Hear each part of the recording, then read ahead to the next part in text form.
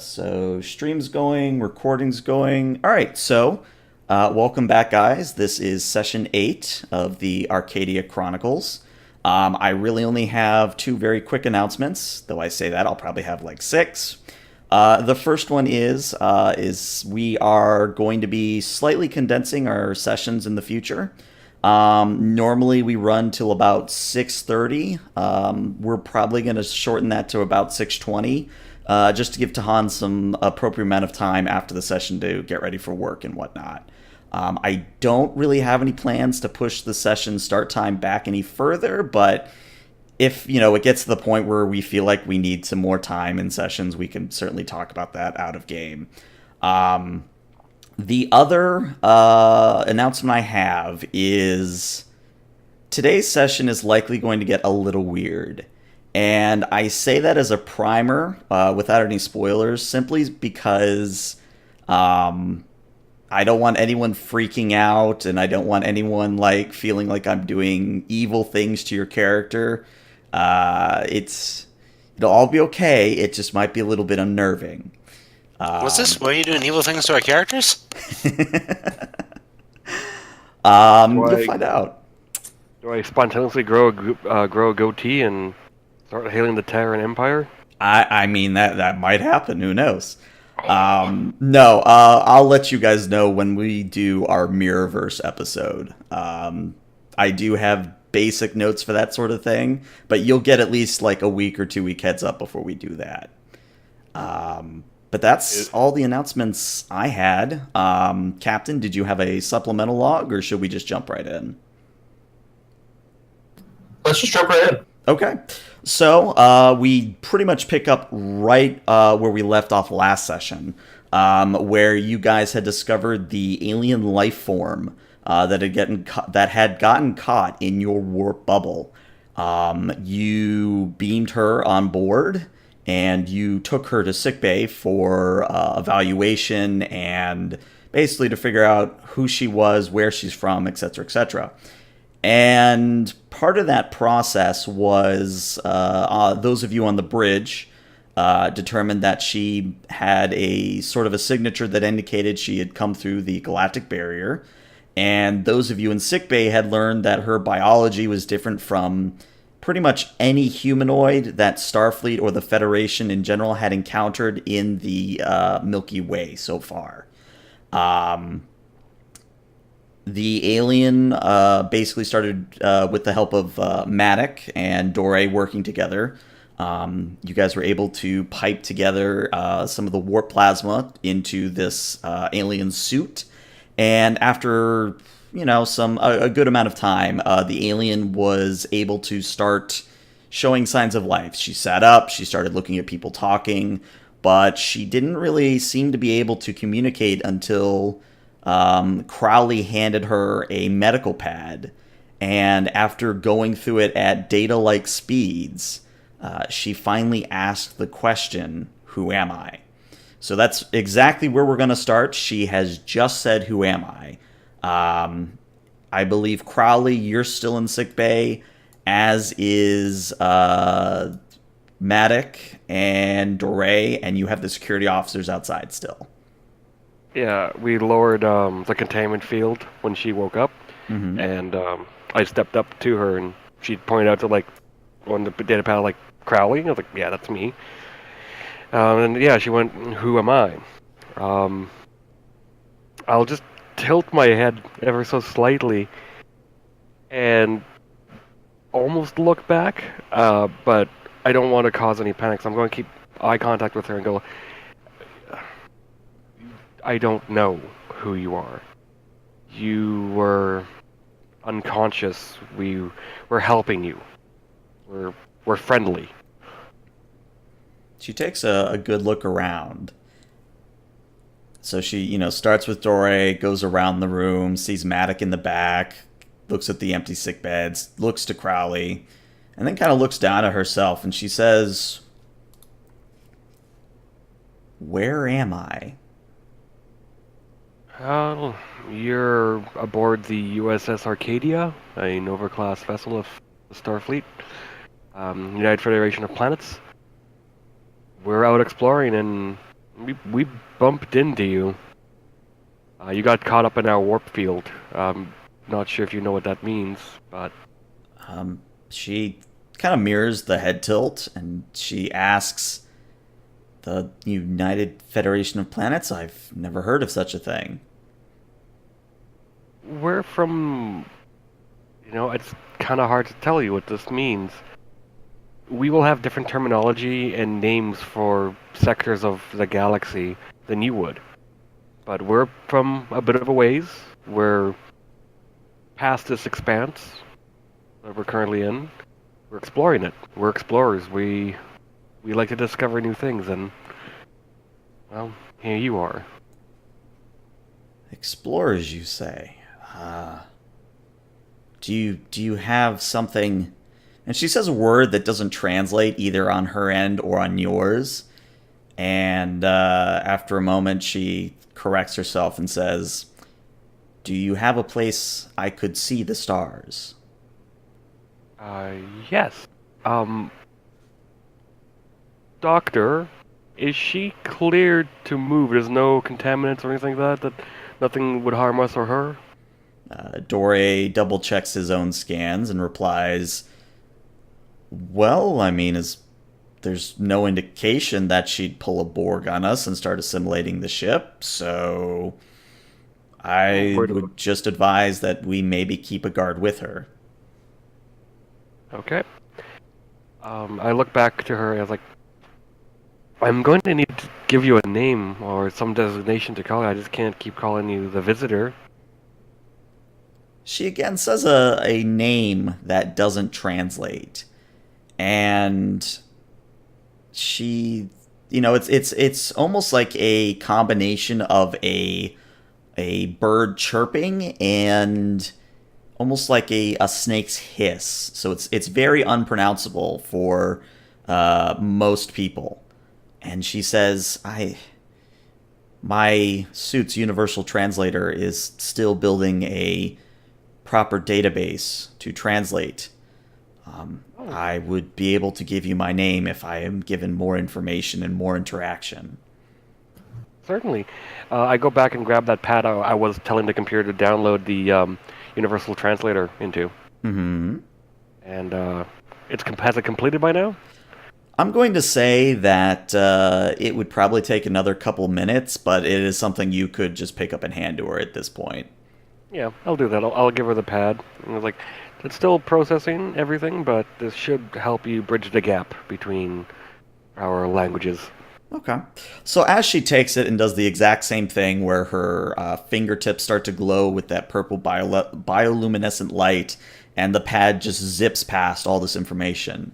I believe we did have a few people that wanted to do some things from last session. First off was Tahan. I believe you wanted to check something with the Enthusians, yes?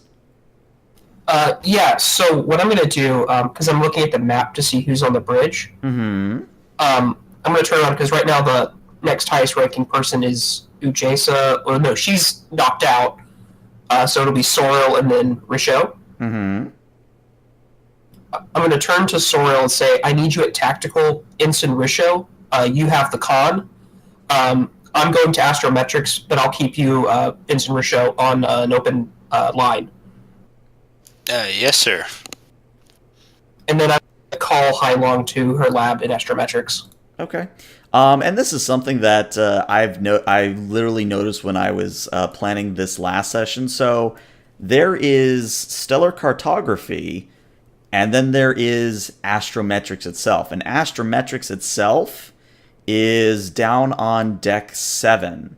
It is this big open area which very much resembles the one seen in Voyager. So are you going to astrometrics itself, or are you going to stellar cartography? Which one is going to be better at processing the difference of thousands of years of galactic shift? I would say that would be better for stellar cartography. Astrometrics would be if you wanted to see a 3D real-time kind of simulation or hologram of the current space and things around it. Okay, then I'm going to stellar cartography with Hylong. Okay. So, we'll say you head down to deck 3, which is where the labs are. And I have no idea where Hylong's token is. It's Inner chambers. inner chambers or inner quarters, yeah. Ah, right there. All right. So she'll come down too. While that's going on, Matic, I believe you wanted to do something as well. Um, I'm still in medbay. I think, unless Crowley grabbed a weapon of some sort, I'm the only one that's armed. I'm keeping Rouge and Los on kind of like an open channel so they can hear what's going on. Okay. Whenever she says that she wants to see the stars, I'll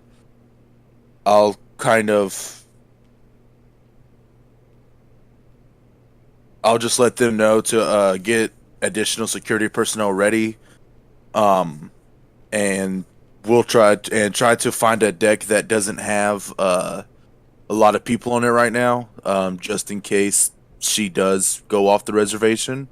Okay. And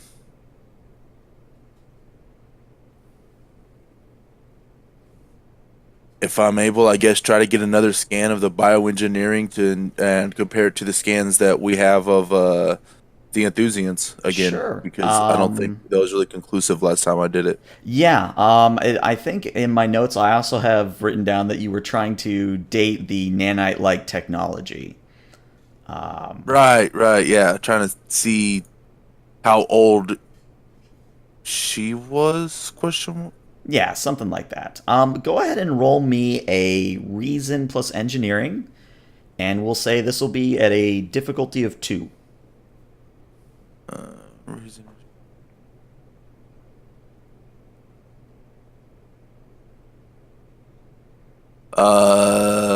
Alien engineering technology. I'll allow it. Okay. Hey, there you go. So you're going to get some interesting readings. So your initial suspicion that she might be related to the Enthusians, and I think I said this last session too, but just to reiterate it, to her, the level of engineering that the Enthusians do is the difference between us in real life to cavemen. This is on a level that is unprecedented. She is very much like her suit and her are almost like a symbiotic relationship with one another. It is perhaps what would happen if you took a Borg and you made him or her go through perhaps several thousand years of evolution and what the result might look like, kind of a thing. As for dating, the nanotechnology inside of her, you get some maybe disturbing information. By that I mean, because I would figure by now Starfleet has come up with some sort of standard dating that isn't just carbon. So if you go maybe by the decay rate of certain particles, maybe the same particles that would have come from the galactic barrier, you would be able to tell she's been out in space for probably close to 2,000 years.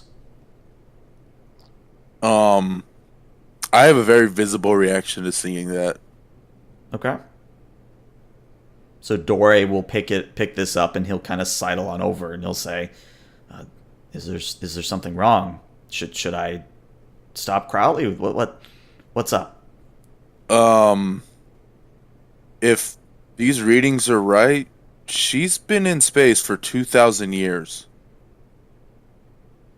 Dore kind of runs a hand through his hair, and he looks just as bewildered as you do, and he whispers,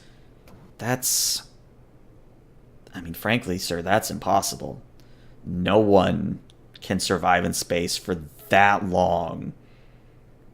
Well, we also have to take into account the bioengineering she has, the speed that those nanites are able to repair her systems.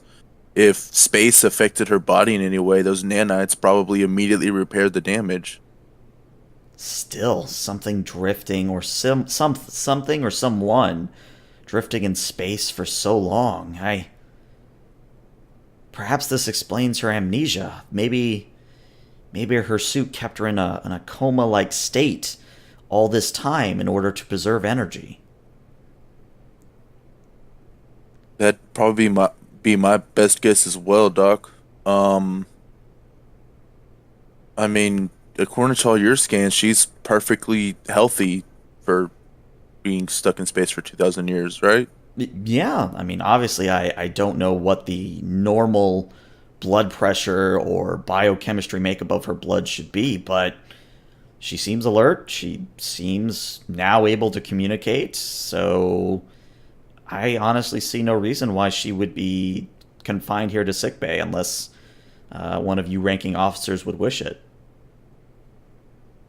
Um, do we know about the Deep Space Eddy, or was that a different thing, or was that something that happened while Crowley and I were off somewhere else? I believe only Richaud and the captain know about it at this point.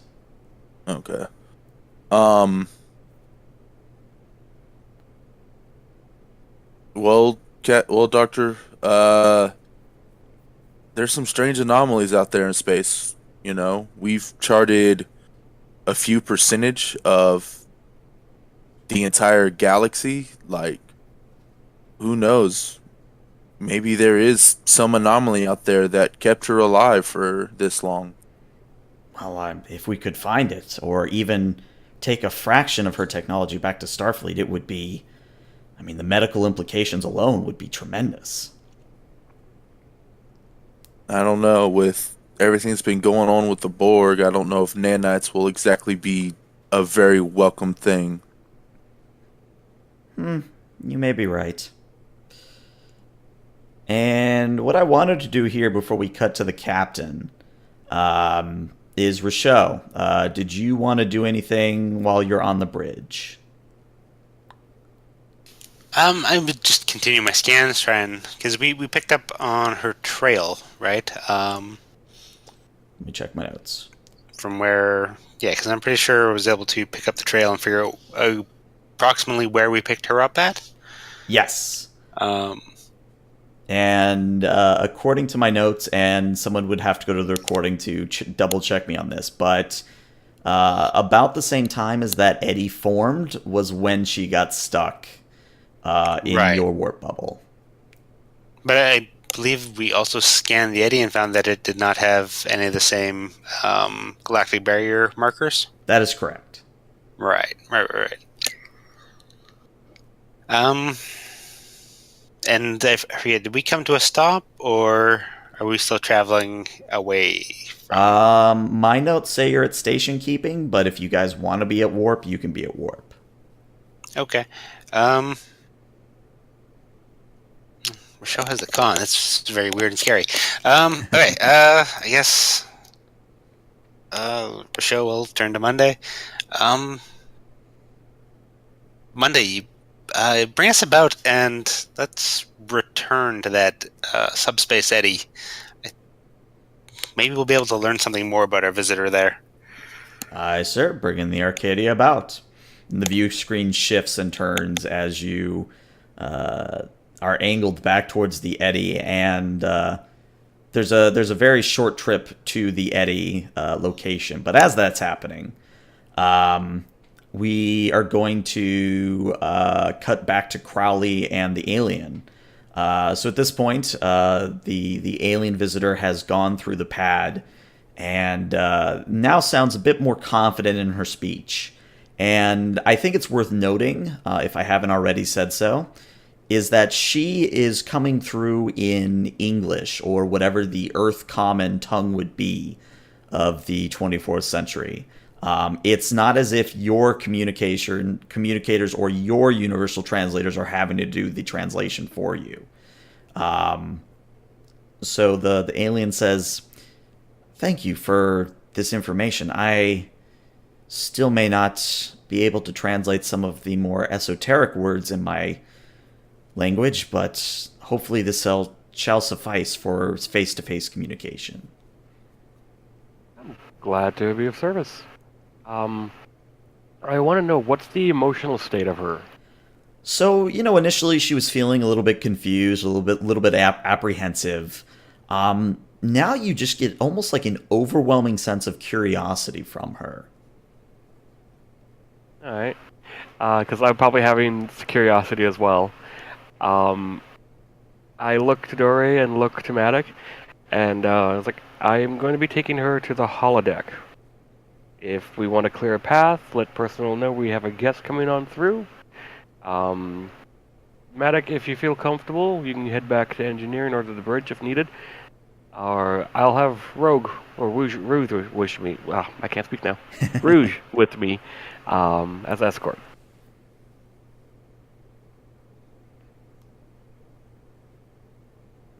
All right.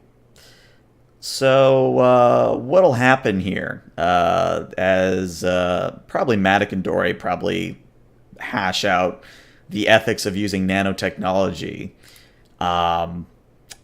Crowley, you and the alien, along with Rouge in tow, are actually going to almost run into the captain because there is only the one turbo lift throughout the ship. So right as you start to walk towards the turbo lift is about the same time that the captain steps off of it. Hailong's already in the lab, so you won't run into her, but Captain, you would see Crowley, the alien, and Ensign Rouge kind of heading towards the turbo lift. Sir. Yes. I'll. I see our guest is awake. Yes, she is. We're just heading to the holodeck. She requested to see the stars, so I figured I'd show her a very unique view. Well, that's quite excellent. I was actually just headed to stellar cartography. Allow me to introduce myself. My name is Captain Tahan. I am the captain of the Arcadia, the ship that you are now on. She tilts her head to the side. Like you get the sense that it's kind of like almost like a dog when you say something new. The dog just kind of goes, "Huh?" So she tilts her head to the side, and then she gingerly extends a hand and says, "According to the information I've read, it is customary for a handshake, I think." I'll give Crowley a quick glance to see if I should be worried, but otherwise I'm going to accept and shake her hand. Okay. So when you shake her hand, the suit's texture is very close to almost like a satin feel. It definitely doesn't feel like it's been in space for 2,000 years.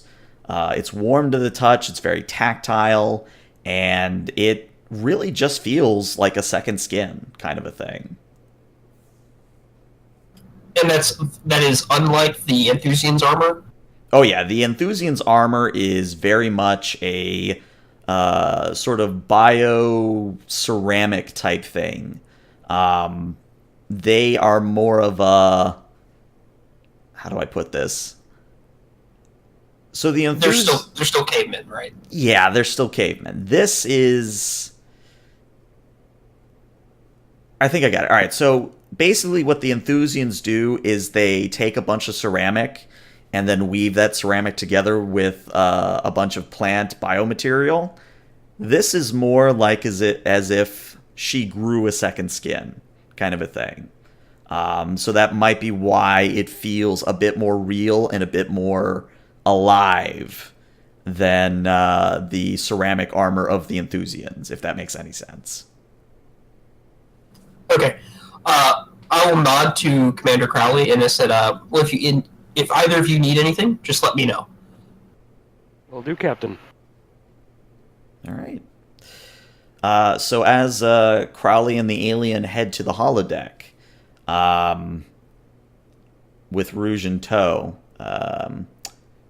Captain, you step into stellar cartography to see a freshly showered and freshly uniformed Chief Hailong. And she kind of nods as you enter and say, "Captain, this is a surprise. What is it that you need me for? We just found someone in our warp bubble. Someone very similar in genetic composition to the Enthusians we just met a short while ago. Wait. And I would need your assistance with something. When we met the Enthusians, they told us that they weren't originally from that planet. Hold on, sir. Just I may have misheard you. You You said did that not. someone was trapped in our warp bubble? I did. But I need your help tracking where the Enthusian homeworld was however many thousand of years ago when they first reached there. I would have had that in my logs from the... All right, so she says, okay, let me pull up what we know about Hayaka. And she steps on over to the small little dome that stellar cartography has to simulate such things. She steps over and begins punching in some data. And she says, should I be looking for anything in particular? Any stellar phenomena that it might have been nearby? Well, if we can track the general area of the expanse, however, I would also like to do this in comparison to our local galactic group. Okay. So she, plugs in this additional data. And she says, the computer will need a few minutes to process all this. Could I ask this alien that has been brought aboard, what are they like? I obviously can't speak for the rest of the crew, but I always get a little bit apprehensive about first contact. I was never really any good at it. She seems to pick things up rather quickly. That's good, I guess.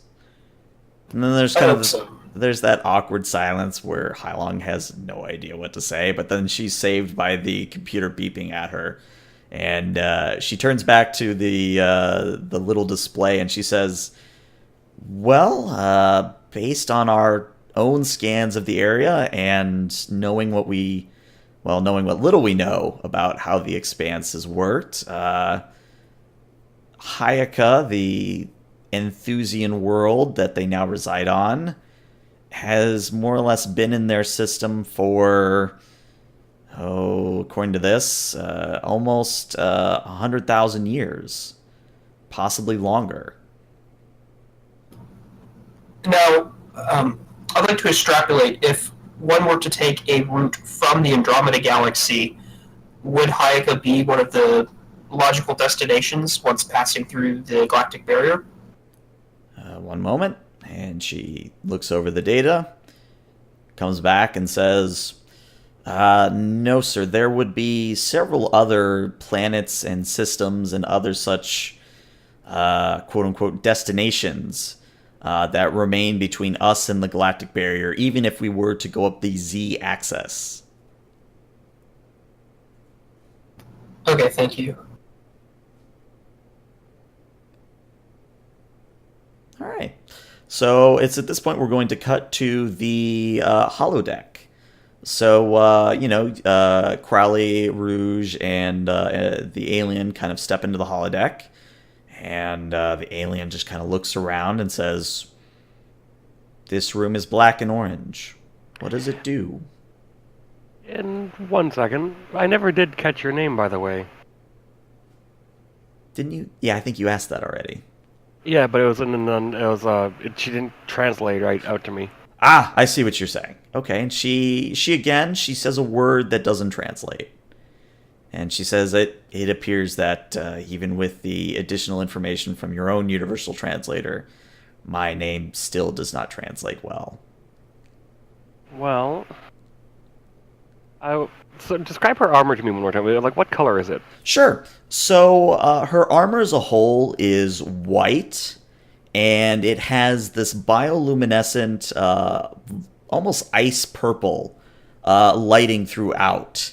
And she also has these kind of extended ridges that are almost like pauldrons that kind of come up from where her shoulders are and almost form like a pseudo shield to the sides of her head.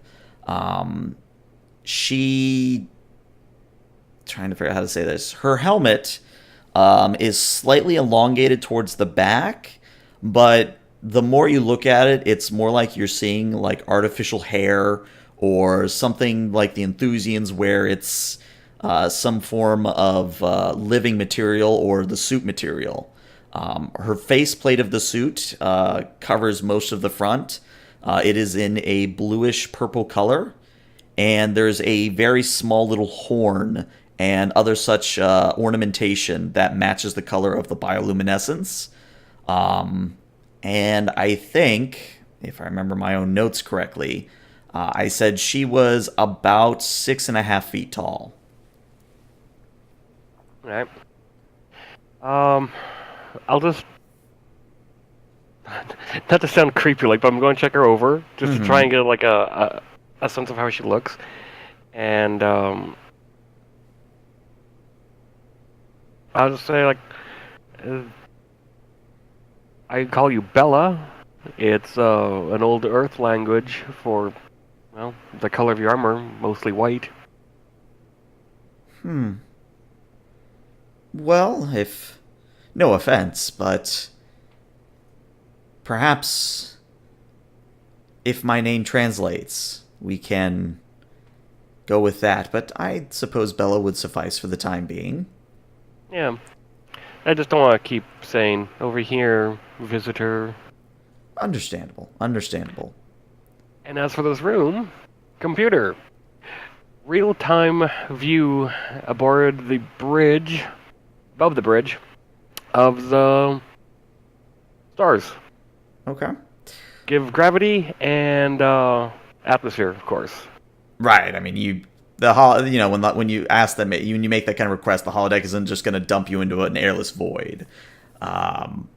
So the room immediately shimmers and becomes the star field outside of the Arcadia at the present moment.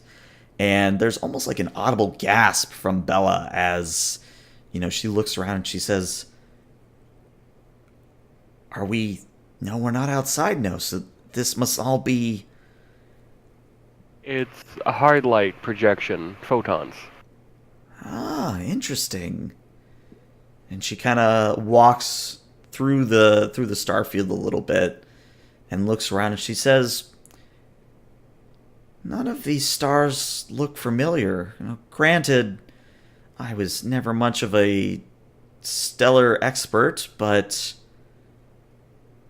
nothing looks like the Theta Nursery." Theta Nursery? Yes, the place where my people are from. Could you give me more of a description about it? More like stars, how many planets, any other notable celestial bodies? Of course. The nursery is a closely packed area of space that has she thinks for a moment, about 15 separate systems that are all within a few light years of one another. Our homeworld, and then if you could see her face, you would see her frown, but it comes across more as she speaks. "I do not remember the name of my homeworld, but I do remember that our homeworld had a white giant as a star, and that the planets were... I think there were 14 of them." Alright. So, the information she just told me, I asked the computer if there's any systems that we've come across matching this description, or if there's anything been observed by long distance telescopes from like Starfleet over the years. Okay. So the computer works for probably a good 5 minutes as it tries to process this information. And the computer comes back and says, "No such star systems found within the Milky Way." Computer, expand search beyond Milky Way. All right, it begins to work again, and then it chimes.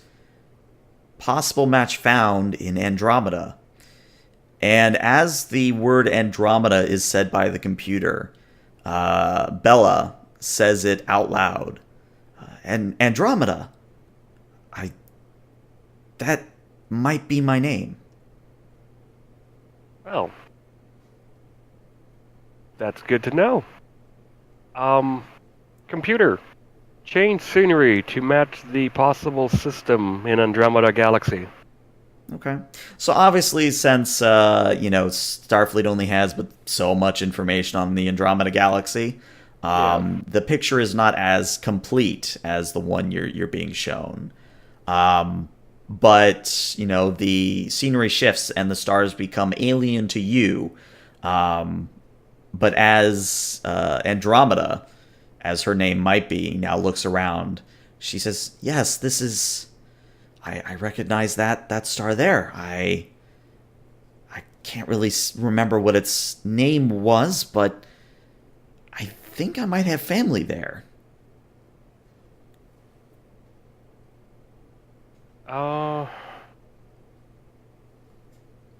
Well, I don't want to give you any false hope here, but we've never been able to travel to another galaxy.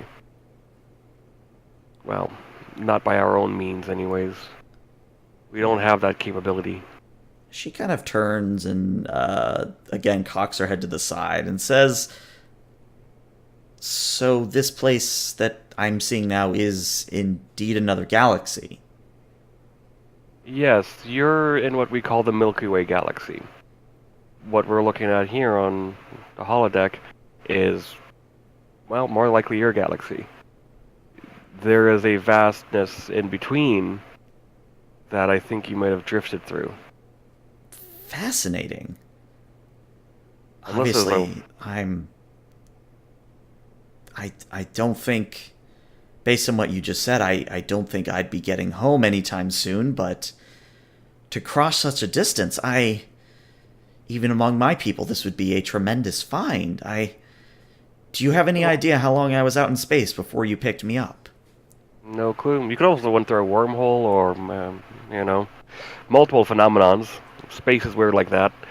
I'm sure the doctor might have an idea if you're willing to go through some testing. Of course. It's just times like this that I wish I wasn't just a simple farmhand back home. I just tilt my head and look at her. I was like, "You're not an explorer? Not with armor like that?" Oh, no, all of my people, after they reach the age of ascension, are bonded with a suit such as this. And even though I may be a simple farmhand, that does not mean I don't appreciate the wonder and majesty of, well, this. And she motions around at the stars around her. Your species, they're symbiotic in relationship then. That's fascinating. There's a few species like that we have in our own neck of the woods. We have the Trill, for example. They can be joined with a symbiote that shares past lives and memories. They become one, and when the new host takes over, the symbiote is passed on, and its previous life is now part of the new host. Fascinating. I would very much like to see some medical data on this. I'm sure when we get you settled in a bit, and we find out maybe if there is a way to get you back home, we'll be more than happy to share what we can. Excellent. And then she kind of looks back out at the stars. Let's go to Matic here, since we haven't heard from Matic in a little bit. So Matic, what are you up to at this point?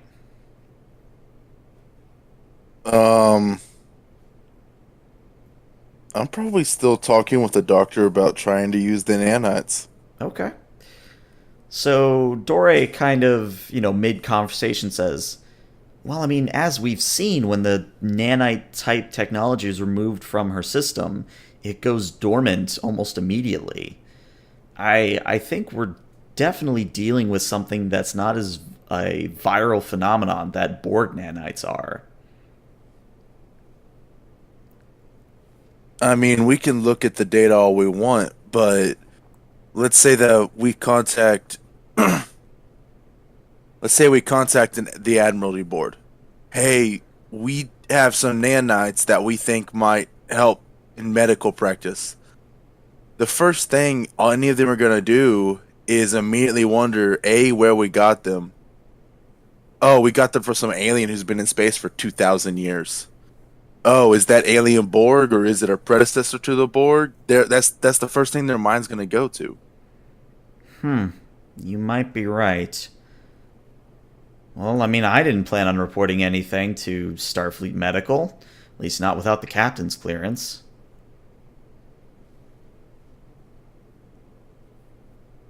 Yeah. I mean, just I'm just still amazed. 2,000 years. Could you imagine just floating in space? Well, as I said before, I mean, it based on our speculation, she would have been unconscious for most of it, but it is still a wondrous thing, yes.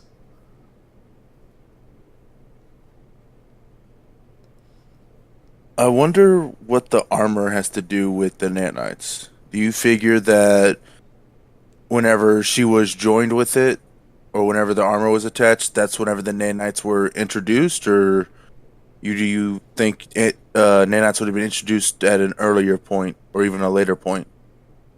Honestly, I'm not sure. I would have to see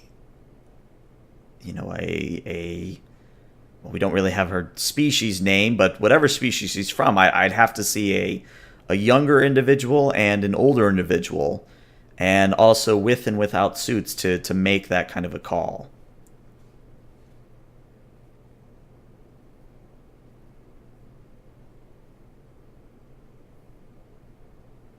Yeah, that makes sense, Doc.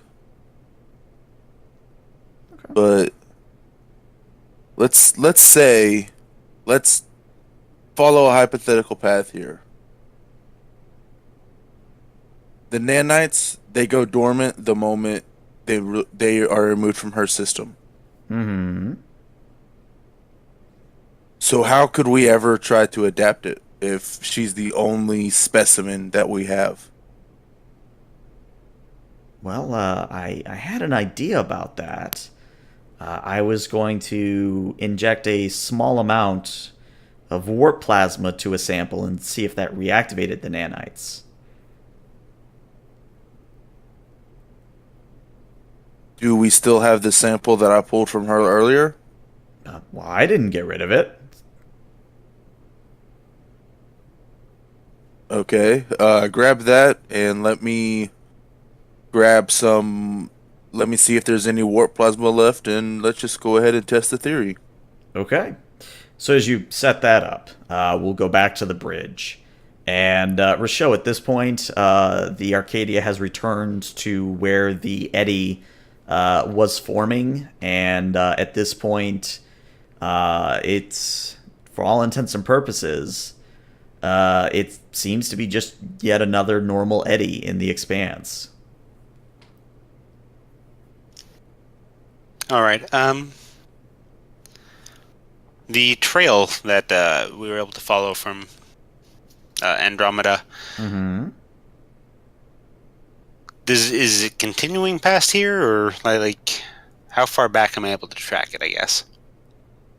Roll me a control plus science, and we'll call this a difficulty 3. Okay. I would like to propose spending threat if we don't have any momentum to help Yeah, out. it's a fresh session, so yeah, you guys don't have any momentum yet. Sold. Is the ship gonna assist in any way? Oh yeah, of course. I totally forgot about the ship. The ship will assist with sensors plus science. But it looks like you, yeah. So that's, let's see. Yeah, you 4. guys get 2 momentum. Nice.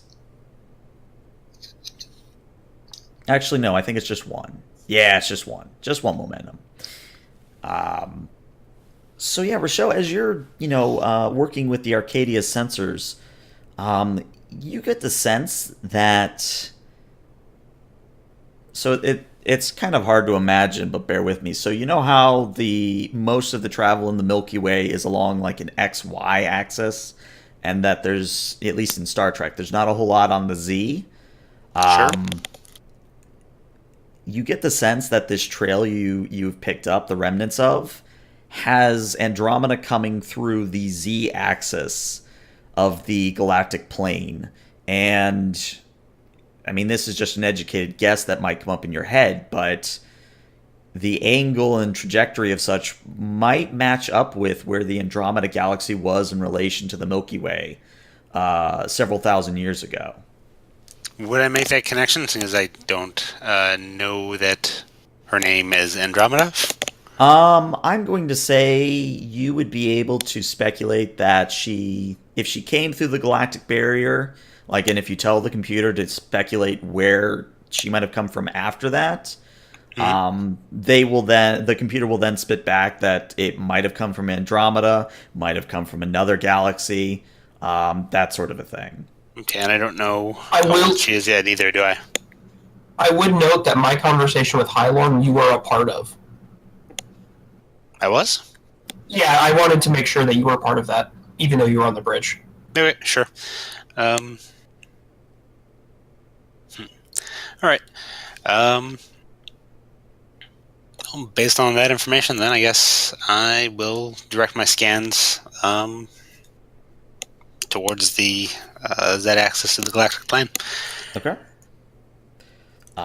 So yeah, when you go to scan this time, you do indeed find a few more remnants of quote-unquote galactic barrier energy, but it's extremely faint. If you had to make an educated guess, based on your own knowledge of how particles decay and how much a being, like a living being or a object of her size, would retain such radiation, you're guessing she might have come through the galactic barrier approximately 750 years ago. Okay. It's good to know. And so at this point, are we able to eliminate the subspace eddy as having anything to do with her getting caught in our... well, I guess anything to do with her being here? Like, I'm going to guess that was the cause of how she got caught in our warp bubble, but that just being a coincidence? I would say you would probably think of it as just a coincidence at this point. Interesting. Okay. Sure, and I guess I can extrapolate from there and kind of track the movement of the galaxies and then kind of line up Andromeda from 750 years ago or going back further. Mm-hmm. Okay. Yeah, I'll communicate that information down to the captain in Hylong then. Okay. What does Hylon have to say about that? So Hylong has kind of this strange glitter in her eye you've only seen her had a few times before. She finds the concept of a visitor from Andromeda absolutely fascinating. But again, at the same time, she kind of has nervous jitters. And she looks back at you, Captain, and she says,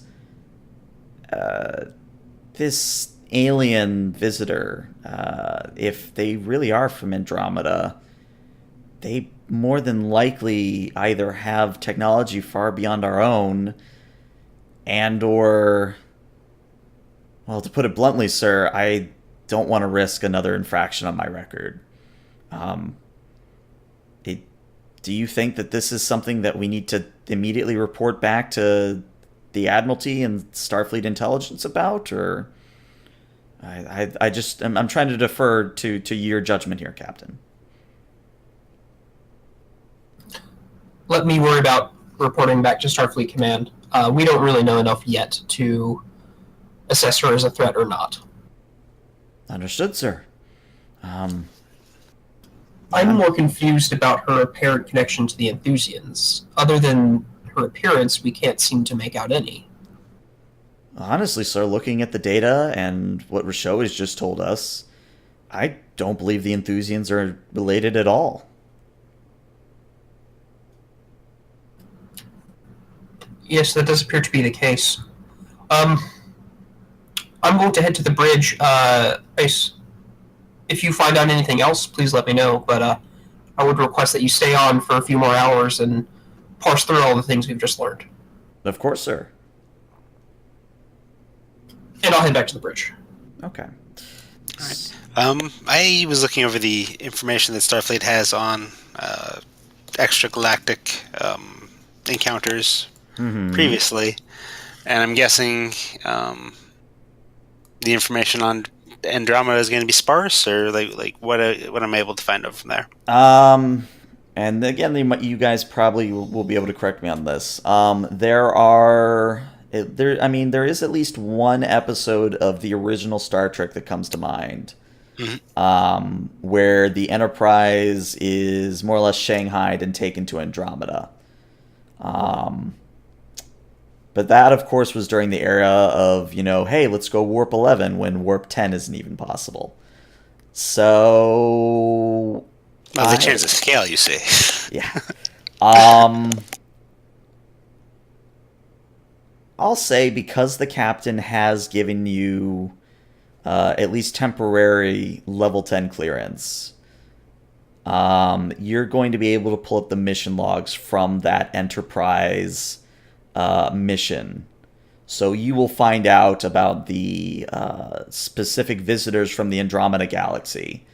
And again, I'm mostly trying to do this from memory without, having to pull up the memory alpha log. But the aliens in question originally left the Andromeda Galaxy because there was some form of radiation building up that would make their area of space uninhabitable.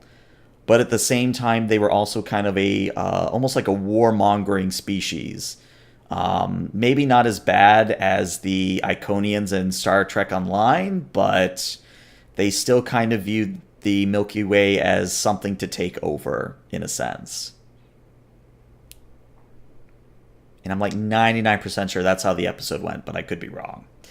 It has been a while for me. I just watched that one. That's about right. Okay, cool. And so, but based on the records, I can, there's no obvious connection between Andromeda and from what we've gathered over so far, and the Kelvins, eh? No. Okay. All right. Well, the Kelvins were from Andromeda, but not... Yeah, I meant Andromeda the visitor, not Andromeda the place. Fair enough. I swear I didn't pick it to confuse you guys. I just thought it might be a nice name for her to have.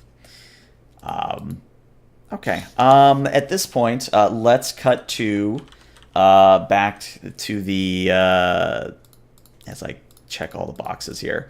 As we go back to the holodeck, and at this point, Andromeda has pointed out a few star systems and given you, at least in her language, the names of such places.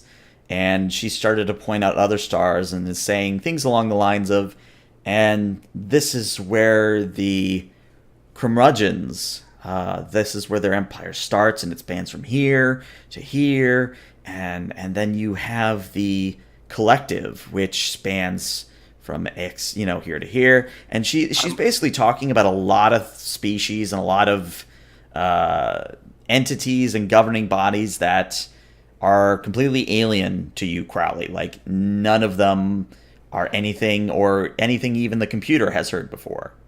The moment she says collective, I tense up. Excuse me, the collective?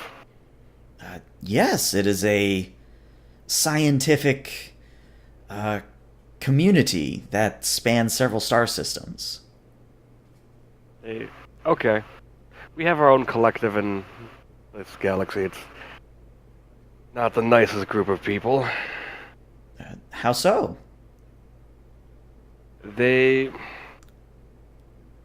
take people against their will and force them into their own society by stripping away any free will.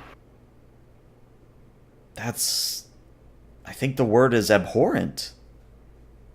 That's one of the words. I think we should go back to sickbay. Run some cast there, and I'll fill in the captain of what you've told me. Of course. I'll be back down. If you need anything, the doctor can reach me, or he's also capable too. And yeah. Okay. So I guess the operative question here as I move Andromeda's token back over to sickbay is, are you going to keep her under guard, or... I'll just tell Ensign Rouge to Rouge. I can't say his name today. It's like, stay nearby, but I don't think she'll pose a threat. I think she's fine. Okay. I'll just have him check in every now and then. Okay. Yeah, I mean, he's a security officer, so this is what he does. So where is Crowley headed after this? Are you going back up to the bridge? Yes, I'll go back up to the bridge. All right, so the timing is very good here.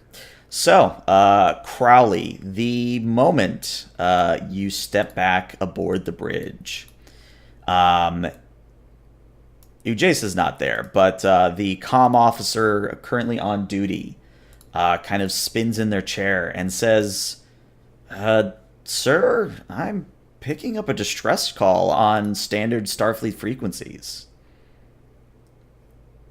Put it through. Okay. So, and just so I have an idea of who's present. So I think everyone is here except for Nalan and Matic. That about right? Yeah. Okay. So I'll just temporarily move you. Unless I get called to the bridge, but I guess I could take Cyril if necessary. Yeah, I was going to say, if you want to be on the bridge, Matic, just say so. You can be there. No, I want to do something stupid in medbay. Okay. Oh, no. All right. So yeah, the distress call kind of comes across, and yeah, it's Crowley. You said yes, but what does the captain say? I forgot to push my push to talk. I also said display it. Okay, just making sure. So the comm officer kind of fumbles for a bit and says, I'm only able to get audio, sir, but here goes. And immediately the distress call that you're hearing piped over the bridge's speakers is a man frantically pleading for help. And he says, oh God, please help us. It's killing us all. It got Jim and... Wait, what's that? Who's there? No! And then this is followed by the wet sounds of meat being cleaved in half, of gore splattering against walls, blood-curdling screams, and cut it. We don't need to hear any more of that. Here we go. It gets cut. Yeah, I'm just like, Kinky. nope, stop. Do we have a location on this? Monday. Plot a course. Of course, sir. What's In the either location? Rochelle or Monday, we'll say Rochelle. Monday's entering it in the coordinates. You're looking at the current logs of any ships or stations that might be in the area, but the computer's telling you nothing's out there. I want to at my console compare that voice to the to any within Starfleet's databases, because I noticed they said it's got Jim, and I do recognize that is what everyone called James Kirk. Ah, okay. Roll me Also, a. given that we're dealing with the galactic barrier and he had to deal with it several times. Yeah, it's a fair assumption. Roll me a insight plus science. We'll call this a difficulty 3, and the ship can assist with computers plus science. How much momentum do we have? 1 or 2? 1. I'm not going to spend it. Okay. Could someone else roll for the ship? Oh, sure. Let's see. Ship. And it was a what again, sorry? Computers plus science for the ship. Could I use my subspace communication focus to maybe clear up the message as much as possible? I'll allow it to happen, yeah. All right, so let's count how many successes you got here. So you get 2 momentum. So good bad news here. Bad news is that this Jim that they spoke of doesn't appear to be James T. Kirk.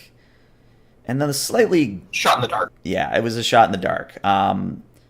The good / bad news at the same time is that when you do clear up the distress call a little bit more, all you really do is enhance the sounds of, well, to put it bluntly, a slasher movie. Whoever or whatever is going on, it's very gruesome. We're heading there right now, right? Well, Monday is literally just about to push the warp button. As that's happening, I am going to send a message down to our quartermaster. Okay. And basically send what's our weapons? What weapons do we have? Personal weapons. Compression rifles. Well, sir, we have the standard layout. Is there a particular weapon that you had in mind? Accurate and with a good use of range on it. Well, you can't go wrong with a phaser Type 3. Excellent. I'm just looking at the captain like, just in case. Let's get some security personnel loaded up. Absolutely. Captain to Doctor. This is Dory. Go ahead. Doctor, we're heading into a rescue situation. We are going to be going to... we'll leave red alert is the standard procedure here. Mm-hmm. Please inform our guest the implications of a rescue mission. So, even before Dory can say yes, you do hear Andromeda say, I may be able to help you if there are injuries. Doctor, hopefully that might be good. If we get there in time, we may have a lot of work for you to do. Dory responds, of course, sir. We'll get things prepped down here. I also look to the captain as the lines close. Like, also, she's from Andromeda. I'll make a report of that once we resolve this. Yeah, we will have a staff meeting. Yay, staff meetings. All right. So Rochelle, as the Arcadia slips into warp towards the coordinates that were given, it's a very odd thing. Like, your initial check of the computers revealed that there was nothing there, but then you look again, and then there is something there. Supposedly, there's a Starfleet research outpost there, known as Psi Omega 2. All right. Can I pull up any information about Psi Omega 2? Sure. You pull up some information, and you see that there is a crew complement of 35, and that the purpose of this installation is to study the electromagnetic eddies in the Shackleton Expanse. Okay. I stand up. I'm like, Captain, I'm gonna get a team ready to go aboard. Okay, I'll have the bridge. All right. I look to Ensign Rochelle. Do you want to tag along? Absolutely, Commander. Yep. Commander to Rouge. Rouge. Ah. It's fine. Rouge says, "Go ahead, sir." Meet me in main transporter room 1 and gear up. Somebody skip French class. Yes, sir. Should we be bringing any special loadout for this mission? Long range stunning weapons. Type 3. Understood, sir. All right. So right now I have Rochelle, Crowley, and Rouge. Are any engineering personnel going on this? Would Crowley know that Maddox's been on a search and rescue ship for the past 4, 5, 6 years? I would think that as EXO, he would have at least glanced at such things in your record. Yeah, I'll tap out to him as well. Also, I believe Jera Los has a focus in emergency medicine. He does indeed. So we'll take Jero Los, Rouge, Maddox. I'm now freezing on your name because I don't want to mess it up. Mine? Yeah. Well, Tahan's staying on the bridge, but... Oh, sorry. Rocher? Rochelle. Michelle. Jesus. Oh. Français? He's Ensign Casanova, okay? Yes, Ensign Casanova. He's also just- that. Louis, if that's easier.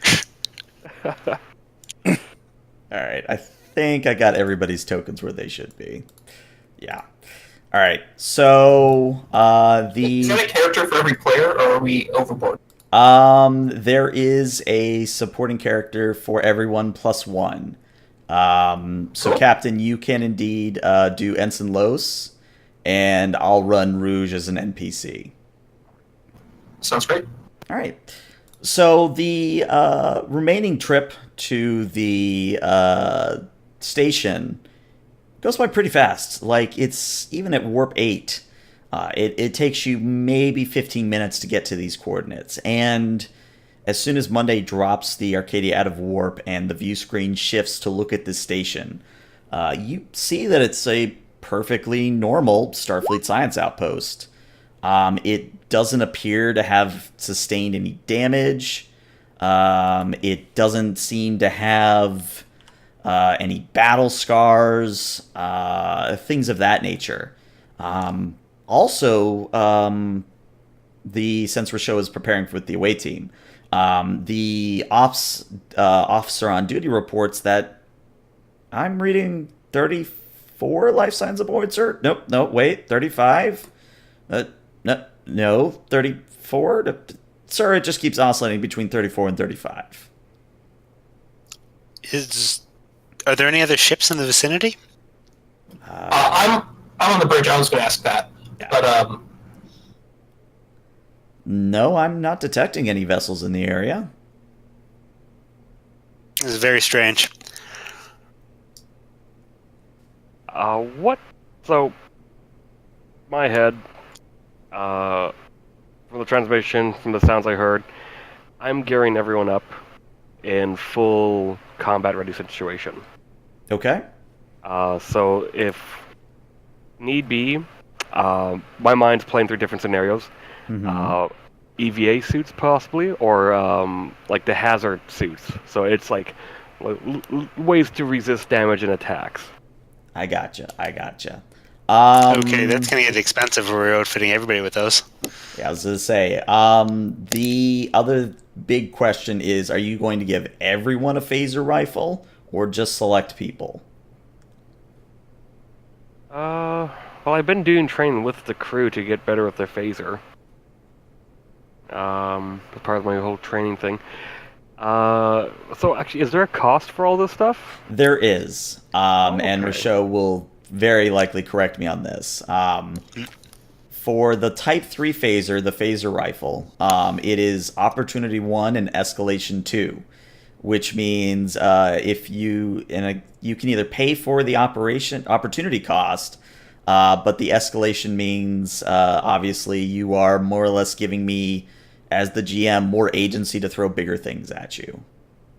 Okay. Right. So how that works is the escalation applies once for everybody, and the opportunity cost applies once for each individual.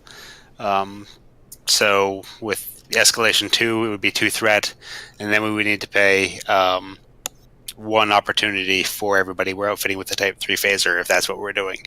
And of course, we could dip into threat as well, seeing as we only have these 3 opportunity, or 3 momentum, sorry. To even that out, but that's giving the GM a lot of threat. Mm-hmm. Yeah. Well, it's only the threat spent once if we ignoring the opportunity cost, correct? That's correct, yes. Well, how about we do a couple scans real quick to maybe generate some more momentum? Yeah, couldn't hurt. So I guess that'd be Sorrel's job right now? Yeah, it would be Cyril's job, yes. Go ahead and have Cyril roll me we'll call this a control plus science, and the Arcadia can assist with sensors plus science. What's the difficulty? Since we're generating momentum, let's make it 0. I'll roll for Cyril. Alright, I'll get the ship. Starship tactics, logistics, or temporal mechanics. None of those would apply, unfortunately. Sensor science for the ship? Yep, sensor science for the ship.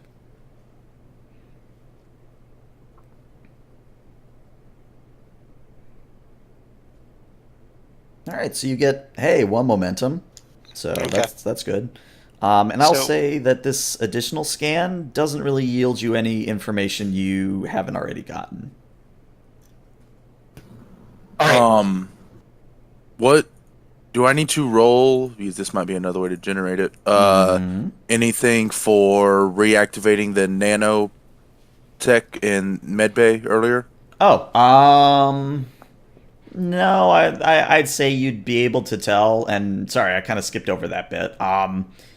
You would, when you and the doctor tried it out, nothing happened. The nanites did not respond to the infusion of the warp plasma. I did also want to try to attack the base again. Huh. So you try to hail them, yeah? Yes. Nothing comes back. There's just silence. Okay, and the atmospheric conditions? It seems breathable. It's standard Starfleet atmosphere. Okay, I'm gonna tap my comm badge. Captain to Commander Crowley, Rally here. we're going to be lowering our shields, and are you ready to transport down? Yep. Just handing out the last little bit of stuff here. Alright, we will be turning them back on, obviously, but we'll be monitoring the situation from here. Understood. Captain out. So I want to grab 1 rifle for myself, Okay. and Type 2s for everyone else who wants it. Unless Let's anyone else grab wants to grab a it. rifle for Matic as well, seeing as he's actually good with phasers. Alright. That's going to be 2 opportunity and 2 threat, or 2 momentum and 2 threat. Okay. Unless Matic has any objections. No. I'm also gonna take my K-bar because I never got it demade after we had to go infiltrate that planet to go find the Tellarite. Duskmaul, yeah. I gotcha. Okay. I will also note that General Los is quite good with phasers. Sorry, he's quite good with which? Phasers. Phasers. Okay, do we want to give him a Type 3 as well, then? I don't see any reason not to, honestly. Well, he's the one that's good with medicine as well, right? Yep. He's the combat medic guy. I'd like him to have a Type 2 because then he can, he could quickly use it faster than the rifle. In my head, anyways, because the rifle's bigger. Okay, but we could use his momentum instead to get a med kit. Because that is not part of his standard carryout. Yeah, because I'd like him to have a med kit. Okay, let's do that. Is that opportunity 1 or... I believe it's I think one. that's just opportunity 1. Yeah, it's just Okay, opportunity. I'd like to do that. Have the med kit with him. Okay, cool. All right, so with all of you kitted out and ready on the transporter pad, all of you are beamed away in a shimmering blue light, and I will put you on this map. So as you rematerialize aboard the station, you literally materialize in what would be the ops of the station, so almost like the central command, and everything seems normal. There's no battle damage, there's no dead bodies, there's no splatters of blood. In fact, you pretty much beam in halfway through a conversation between 3 members of the science staff, and as you beam in, they just kind of look and go, "Whoa, who the hell are you?" Commander Crowley of the USS Arcadia. We received a distress call. Someone here named Jem, or Jim. As it so happens, one of the ensigns there says, "Yeah, my name's Jim." Okay. 1 second. Commander Crowley to Arcadia. And of course, the message goes through. Blast this push to talk. Arcadia here. Can you play back that distress call for me, please? And I'm looking to the people there like, just hang on. I'll do that, but I'm going to kind of mute it out after the... I'll dial the volume back and fade it once it gets to the gory bit. Okay. So the distress call is played again, and then when it's finished, Ensign Jim just kind of shrugs and saying, "Oh, yeah, about that. Yeah, our comm unit is all kinds of broken. We actually could use your help with that, and a few other things, actually."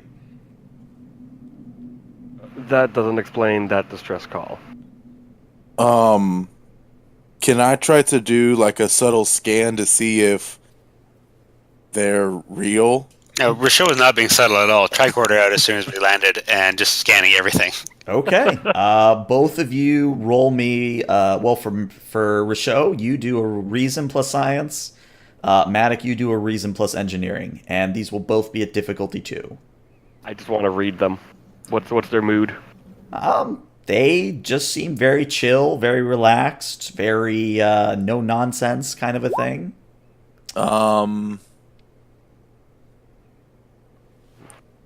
I have no idea if I have a focus that would apply.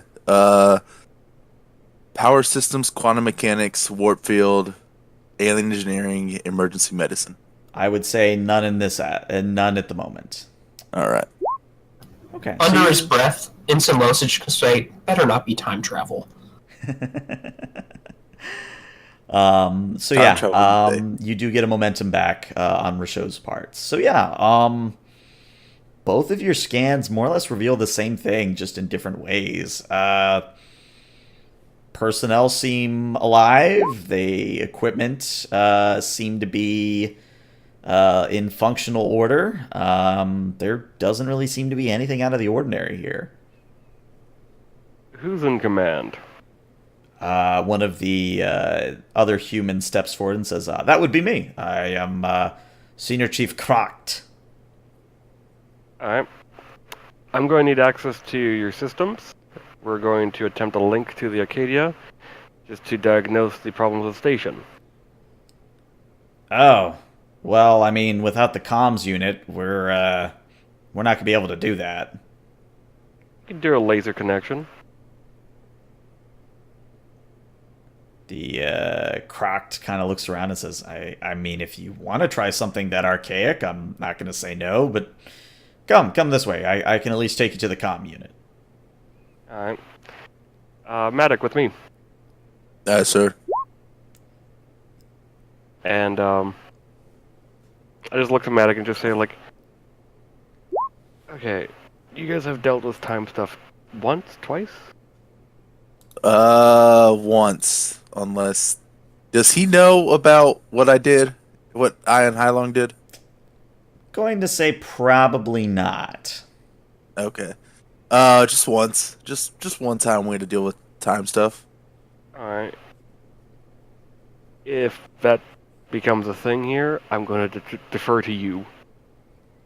Yes, 'Cause I sir. don't know. I don't want to deal with that. That sounds like a headache.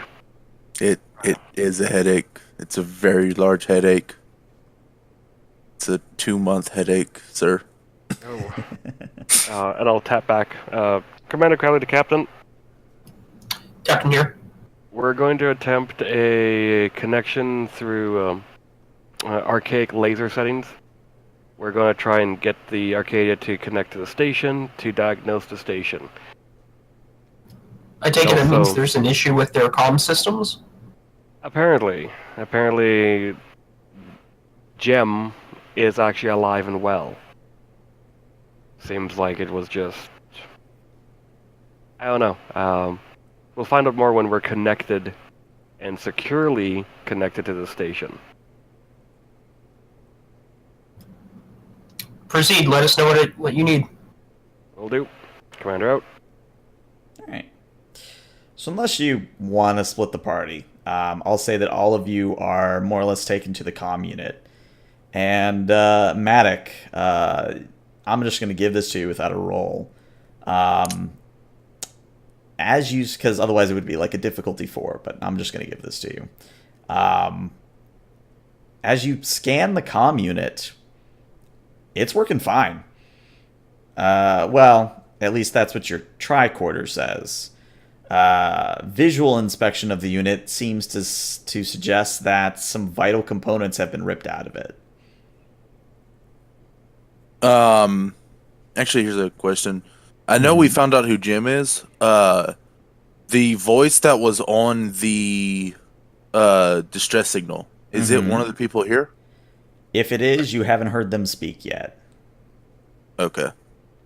Also, do we know what Psi Omega 2 is out here researching, or... Rasho does. I don't know if he's communicated that to everyone else yet. I was also looking to see if that voice registered anywhere in Starfleet database. Did any of that pop up from us, the Psi Omega crew? No, it did not.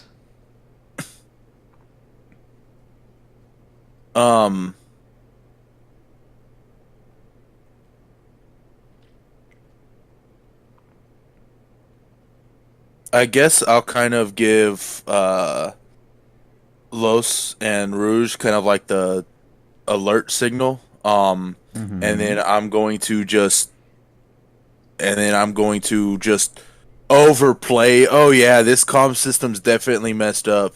Crowley, how about you come in here with me and I need an extra hand with it. I'm assuming I could just feel what's happening. Yeah. Like, oh, yeah, certainly. Let me crack out the old engineering knuckles. I guess once we get down, like, kind of into the unit, sir, this thing's working fine. Sure, there's a couple vital components missing, but it should be able to do anything. Look, I'm getting a bad feeling about this. There's something screwy here, sir. Oh, I know. I can feel it. Try to get the Arcadia connected with a secure link. I want the ship to remotely access the station and get a full scan. Will do, sir. And then I try to set up that secure link. So the very moment you go to set up the link, the comm unit just goes dead, like full on dead. And as you maybe whip out your tricorder and figure out what the hell just happened, your tricorder now reports that the comm unit is or has been not operational for close to 3 weeks.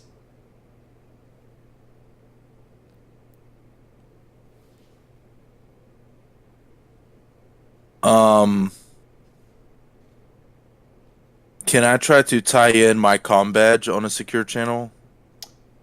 You Like try to tie can. it into the station systems or stations like comm systems at least. Yeah, I know what you're going for. Okay. When you go to try it, nothing happens. Nothing comes through. Um, to kind of put it in perspective, because I figure these are questions you're about to ask.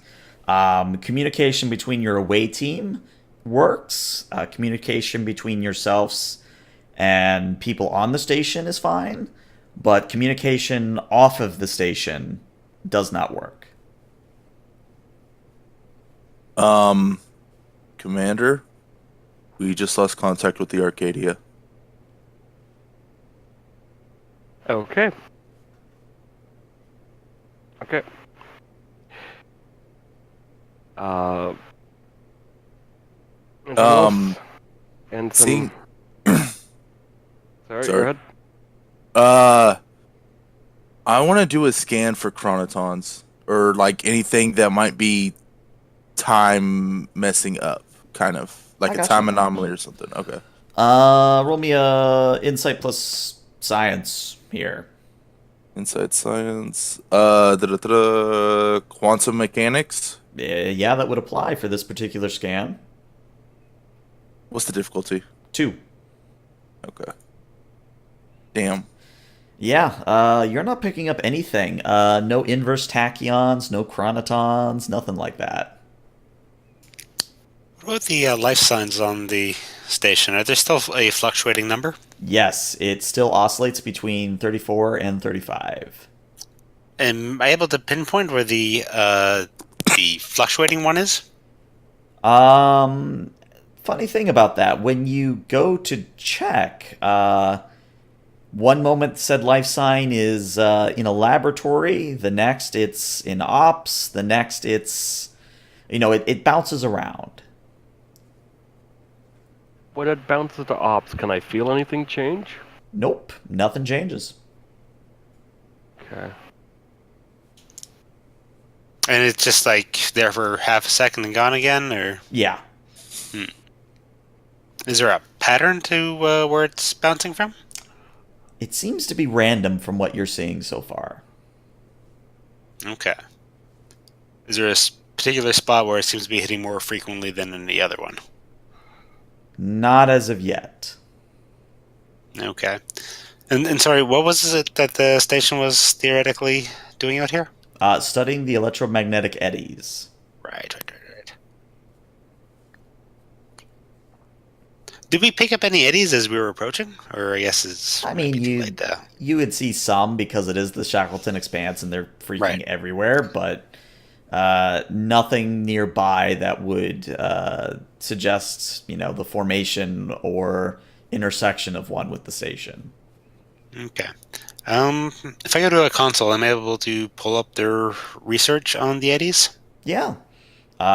You can easily access that sort of thing, and sure enough, there is quite a bit of data on the eddies as a whole. Right. Most of it, though, is observational. Like, they haven't come up with a way to get around the increased interference. But at the same time, there are a few theories, and in particular, you see that most of these log entries are from a one Dr. Bert Ruger. Do we still have the station personnel hanging out with us? Yeah, they haven't gone anywhere. Okay. I'm curious, is Dr. Ruger around? Croct kind of looks at you and says, "You mean Dr. Bert Ruger?" Yeah, Dr. Bert Ruger. He is the researcher assigned to the station, correct? I mean, he was. He was a former science officer on board the station, but I can't really tell you what he was working on. Only that whenever someone tried to get into his lab, he'd get absolutely furious. What do you mean he was? What happened? Oh, he died, I think. You think? When? I mean, it was before my time, so I don't really know. All right. Does that line up with the dates on the research that I'm looking at? Nope. Okay. When was the most recent entry for Dr. Ruger? The most recent entry was 2 weeks ago.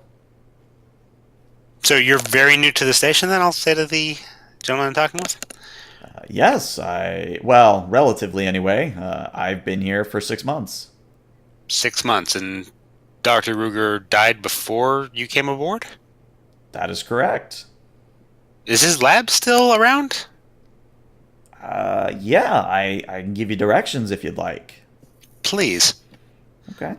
So he gives you some directions. All right. And Risho will take Commander aside and kind of explain the situation.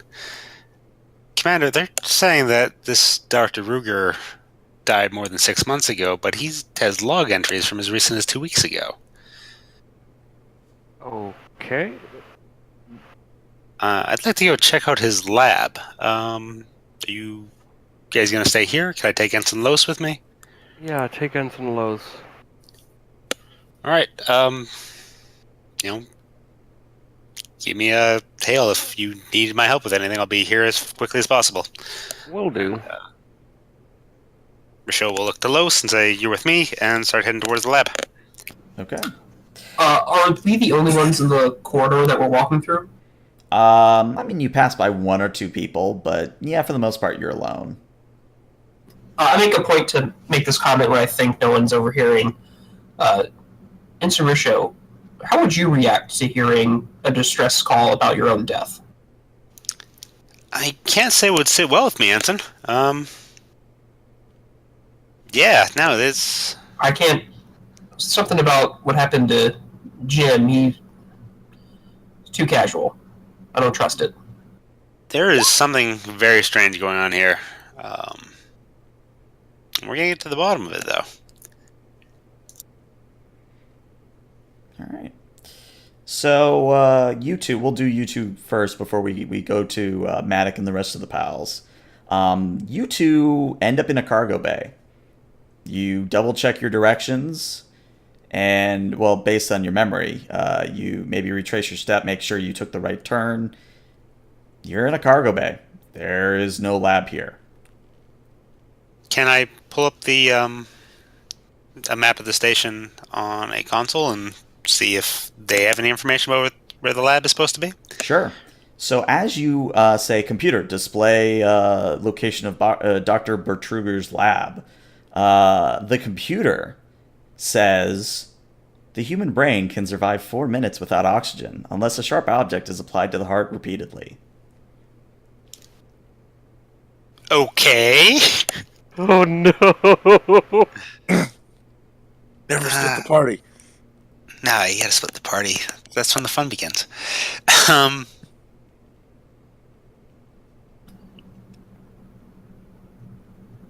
Do I get a different response if I try and pull up the information again, or does it say the same thing? This time when you access it again, the correct information displays. Well, kind of. The computer instead says there is no record of Dr. Bertruger existing on station. Are the logs that I was looking at no longer available? Yeah, they're gone. Well, what the fuck, yo? Excuse my language.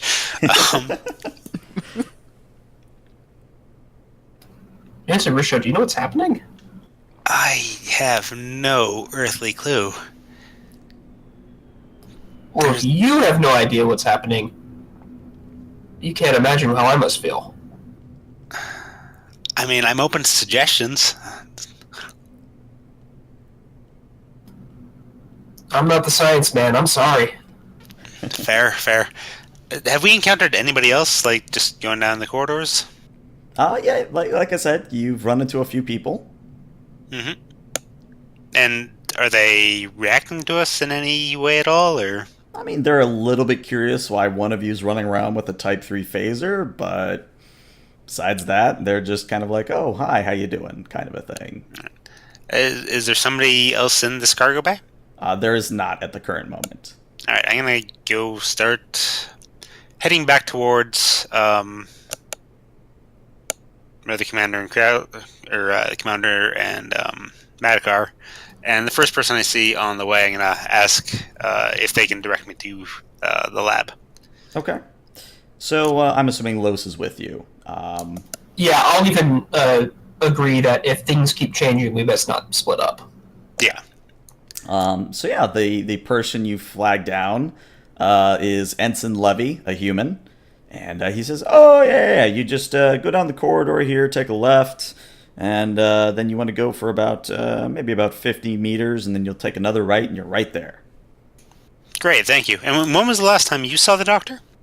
Oh, let me think. 4 weeks ago. 4 weeks ago. I mean, it's kind of hard to miss a Bolian. They kind of stick out. Yeah, it's they are rather bright personalities. Just give him a big fake smile and just start walking again. Okay, I think we should unsplit the party, actually, despite my earlier bravado. Yeah, I'm going to head back to the commander and Matic. Okay, so my question for Matic is, do you attempt to repair the comms unit, or do you just leave it as is? Can I try to figure out what's causing the cutoff between us and the Arcadia? Okay, here's a question. Mm-hmm. Is there a window where I can see space where I'm at? There is. You could easily look out a window and see the Arcadia outside. Okay, so the Arcadia is outside. Yes. Okay, then I want to try to figure out why we can't communicate with each other. Roll me a insight plus engineering, and we'll call this a difficulty 3. Site engineering. D20 to determine source of a technical problem with ship. Yeah, I'll allow it. Why not? All right. Yay, free dice. Power systems. No, that wouldn't apply here. Yeah, that's probably the only one that. Yeah. No applicable focus. Hey, you passed. Good stuff. So the reason your comm signal isn't getting through to the Arcadia is that there appears to be some sort of dampening effect emanating from the quote-unquote broken comm unit.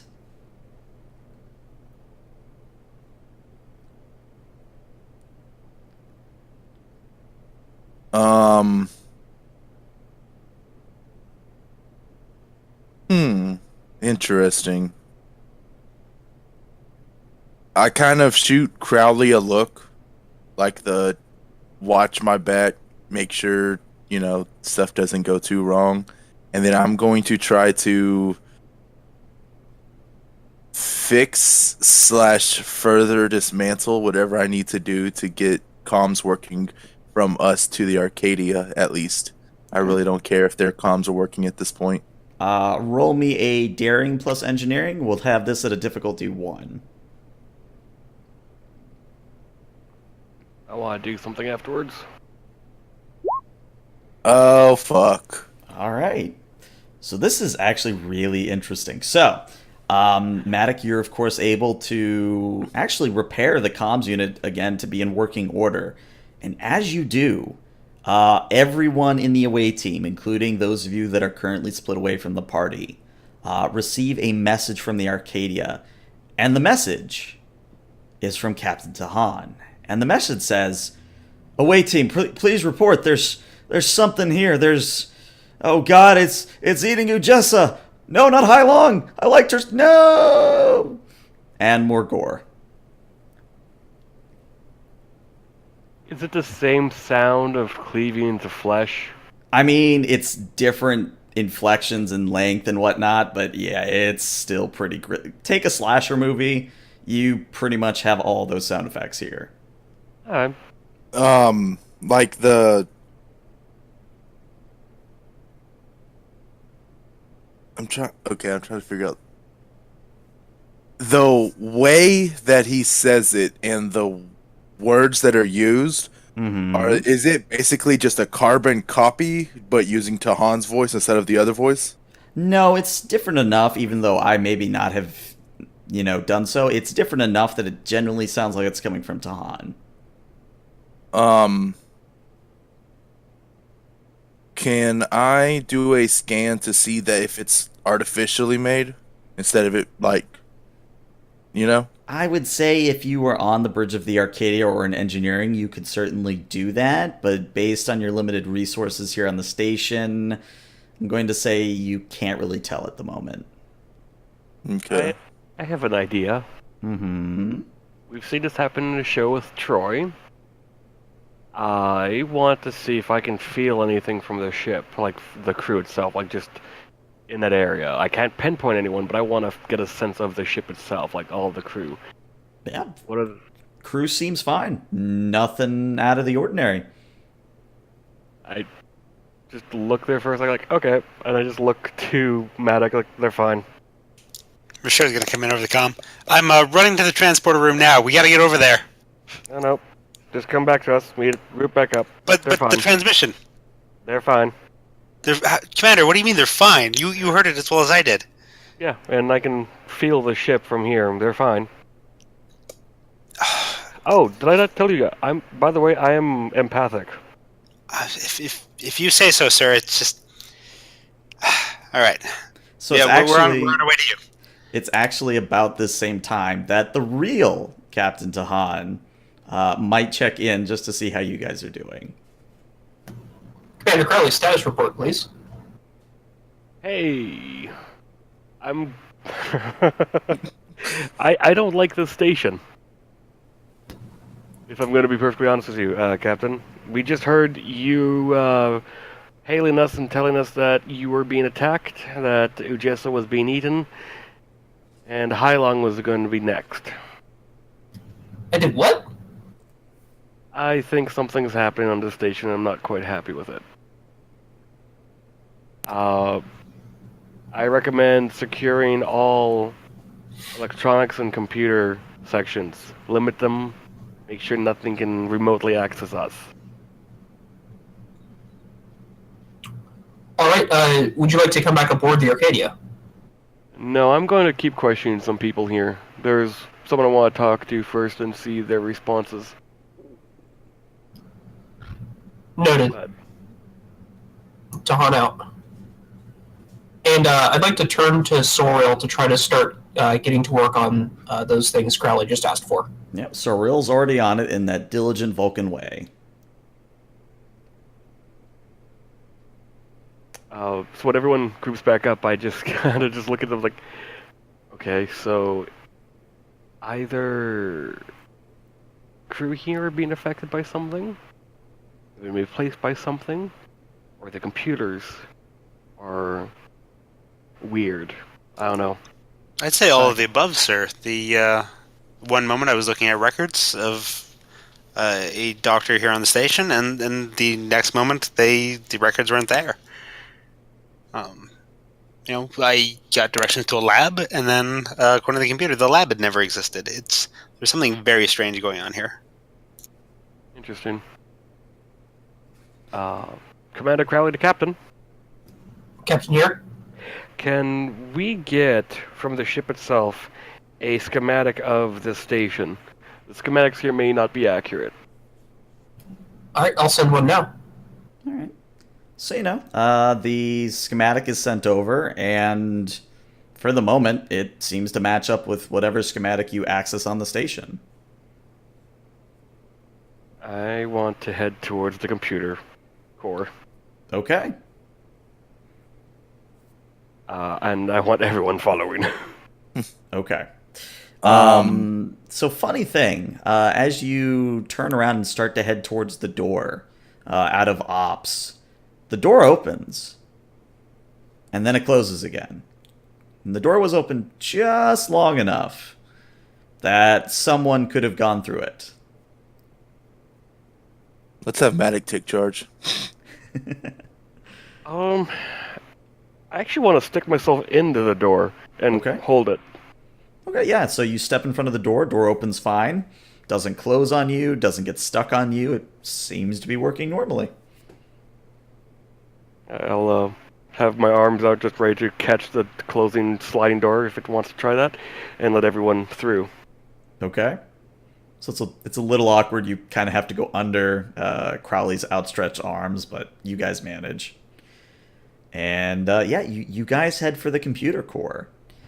And you arrive. It's not exactly the best and biggest of rooms, but there's these big old, at least as far as I'm aware, the big old cylinders, blue, gridded nature. Everything looks normal for a computer core. Can I do a scan on our brave brain wave patterns to see if they've been affected in any way? I'm going to say that would have to be Ensign Los's medical tricorder to do that. Okay. But you could probably assist me on the roll. Mm-hmm. I'll do that. So that would be a insight plus medicine. For both of us? Yeah, for both of you. That's a 12 for me, but I can just hand you my medicine kit if you have a better roll. Insight, that's a 12 for me also. Alright, let's go ahead. What's the difficulty? We'll call this a difficulty 2. Do we want to spend any momentum? Well, I don't help you at all, so... Not able to advise in this anyway, like advisor talent. I'm going to say no. You can't really tell them to scan better. Alright, I'm going to decide to use 1 momentum, so that brings us down from 2 to 1, is that correct? Yep. Yes.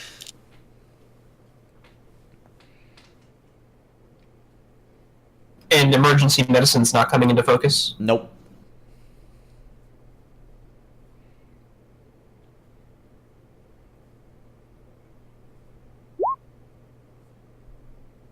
All right. Medical tricorders say you are all fine. But I rolled the wrong thing. Oh. It was supposed to be 12. I got an 11 and a 12, so I got 2 successes. Okay. So, actually, same answer. You're not detecting any change in your biochemistry or anything that would suggest that your brain's operation has been changed.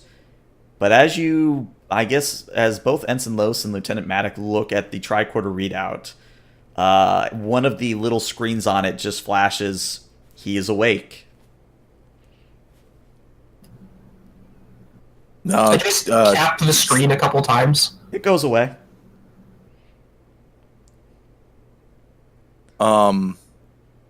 Commander, if the computer starts singing about being a Daisy girl, I'm out of here. Okay. I don't get that reference. HAL 9000? What the fuck? Not a lot of movies during the occupation. What happened? It's an old Earth movie in the Space Odyssey series. No, I mean, why are you Seventh saying one's my favorite. What's causing you to say this? Tricorder just said that he's awake. Okay. Commander Crowley to Captain. Captain here. I am worried that our communications may be compromised. Just in similar fashion, like you received a message, we received a message from you saying you were under attack. You may receive one from us. I recommend not sending anyone else over until we resolve this issue. I think it's potentially a virus. Okay. But if you do need to contact us, is there perhaps some kind of code you could use? I will... The conversation we had in your ready room. Okay. That's a good... Commander out. So again, as you all are in the computer core, door opens, stays open, and closes again.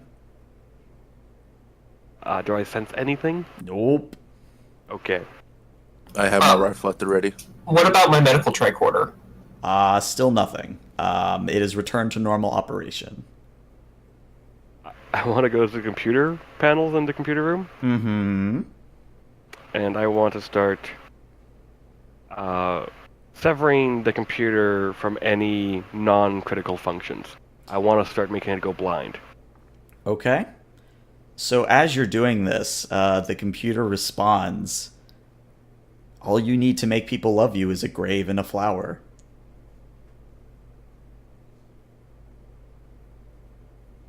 Why do you need people to love you? I type that back to it. It more or less comes back and says, query not understood. Please rephrase question.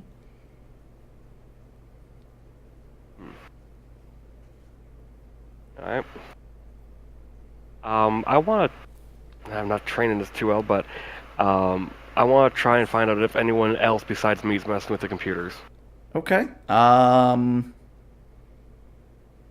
to think, what role would this even be? Let's call it a reason plus engineering at a difficulty of 2. And you could actually probably advise Matic to do this. Oh, hey, Matic, can you check the computers? Can do. See if anyone's been adding additional subroutines or actively tampering with it on the fly. Doing so now, sir. Okay. And then plug in recorder. Okay. So yeah, reason plus engineering, difficulty 2.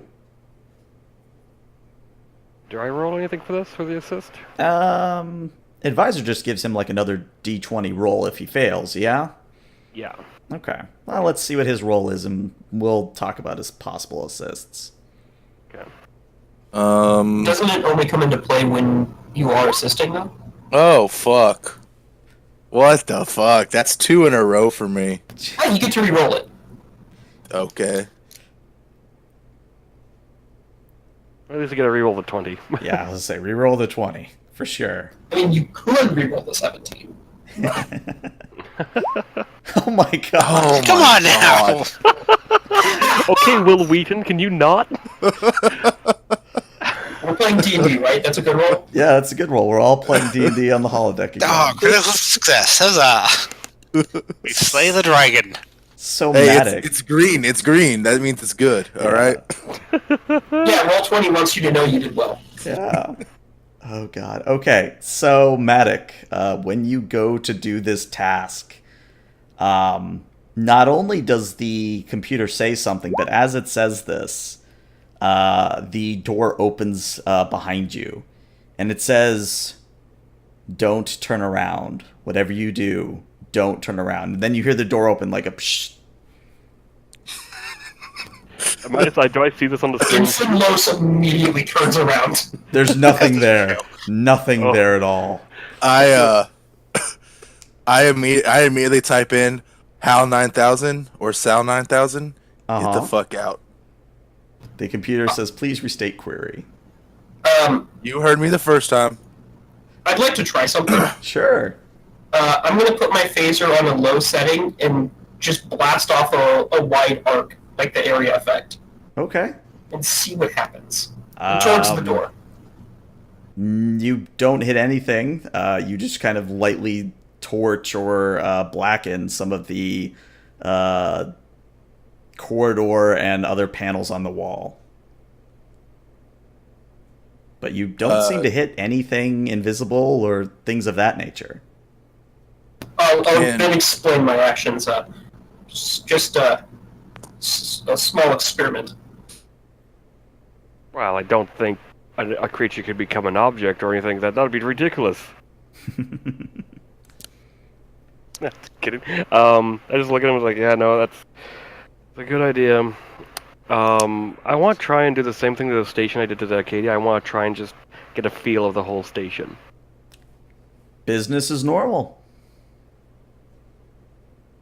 Alright. Can I Turing test the computer somehow? I actually don't know if the Starfleet computers passed the Turing test, but you could certainly try, yes. I mean, they can create a sentient being, so... This is true. This is very true. I'm going to say that you certainly can test the computer. And go ahead, just roll me a straight d20, just one. And as long as it's not a 20, I'll let you know. Oh, let's see. Let's see how that goes. Hold my beer. Hey, it's not a thank 20. God. So, yeah, the computer, again, seems to be in perfect working condition. It does not have any record of anything it has said. It also does not have any records of Dr. Bert Ruger. Damn it.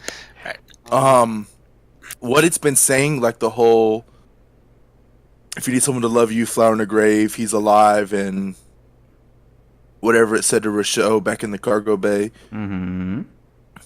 Does any of it sound historical? Does any of it sound familiar? Like, is it literature of some sort? Is it... I don't know.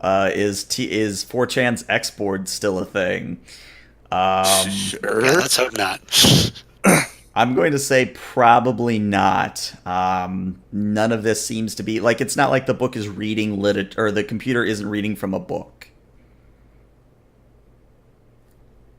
Okay. Okay, so we've seen the door open of its own volition twice now.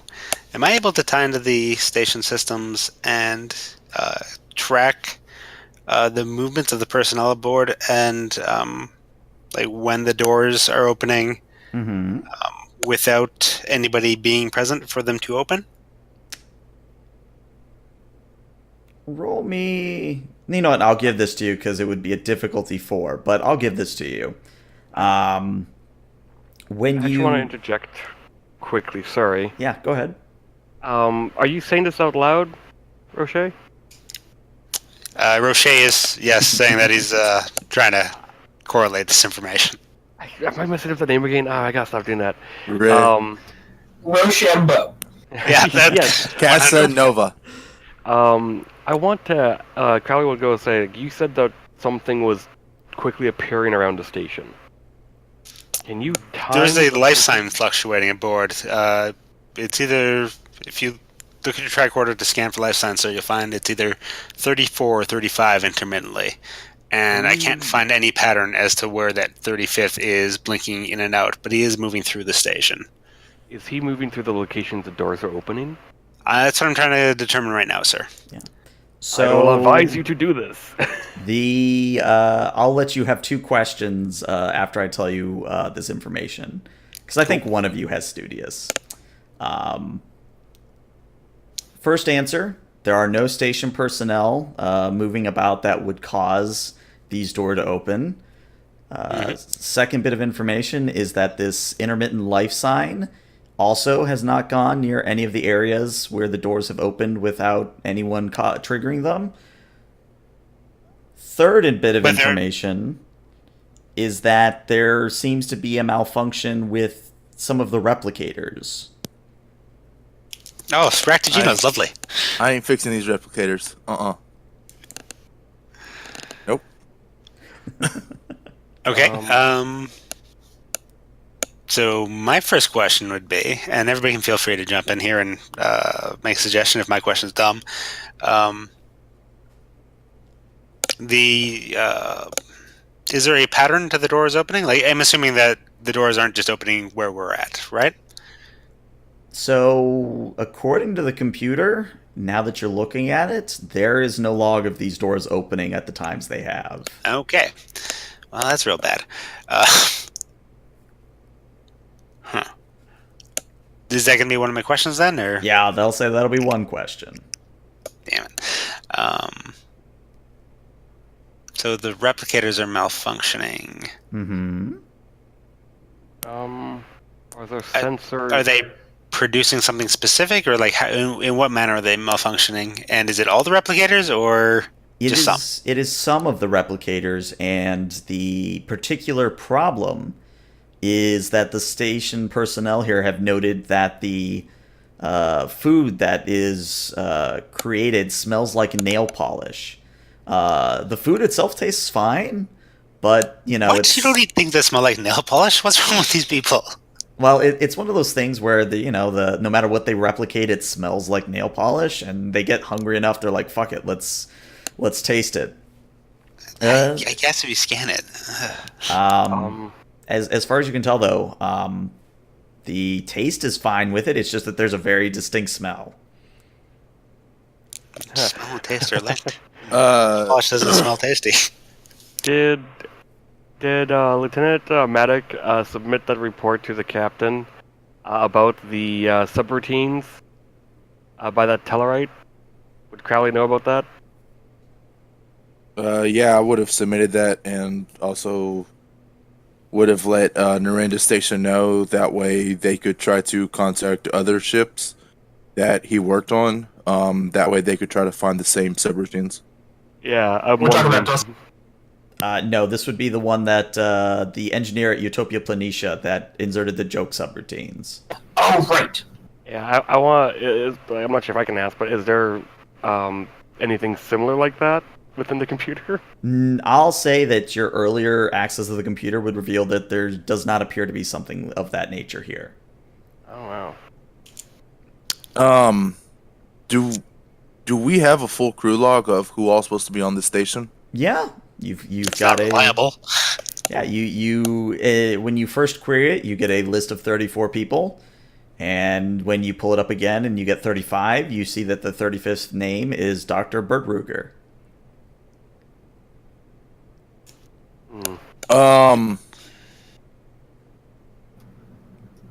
Is there a way we could Yes. track the beginning of these phenomena to the creation of that Eddie we saw? I'm going to say you could certainly pull up the logs for the date in question, but they wouldn't show you anything. They wouldn't yield any useful information. What's the current star date? As I look at my own notes here, I believe the current star date is around 48579.4. Computer, what's the current star date? It gives you that exact same start date back. Okay. Computer. When has the... I don't know how to ask this properly. Computer, run a level 1 diagnostic on your core. The nightmare is a dream to the nameless slug that wanders across minefields in the remains of deers and kings. It's a little bit much. Settle down. Computer. Turn on the lights in any unlit room. So you just hear one of those affirmative beeps, and supposedly all the lights get turned on. Computer, do you recognize my rank and position? Individual is identified as Commander Crowley of the USS Arcadia. Computer. Do you have a holodeck? There are no holodecks present on station. Try asking that again in 2 minutes. We'll see what happens. Computer, can you give me a list of all experiments and tests run by this station? The computer doesn't respond. I have a question. Mhm.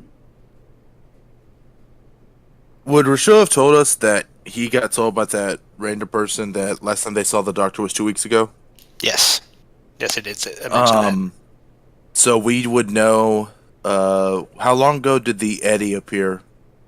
Oh Lord, I'm trying to remember my own notes here. I think that was today.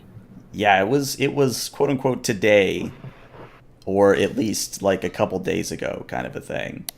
that. Yeah, also there are just eddies showing up in the Shackleton Expanse, and that one wasn't in any way remarkable, right? Right. Yeah. Do we have any? Can I try to access the computer to see if an Eddie appeared within the last 2 weeks, or appeared about the same time the doctor went missing, to try to figure out if there might be a connection? I'm going to again give this to you because it would again be a difficulty 4 task, and I already have enough threat. Um, Oh yeah, I'm Thanks. sure you do.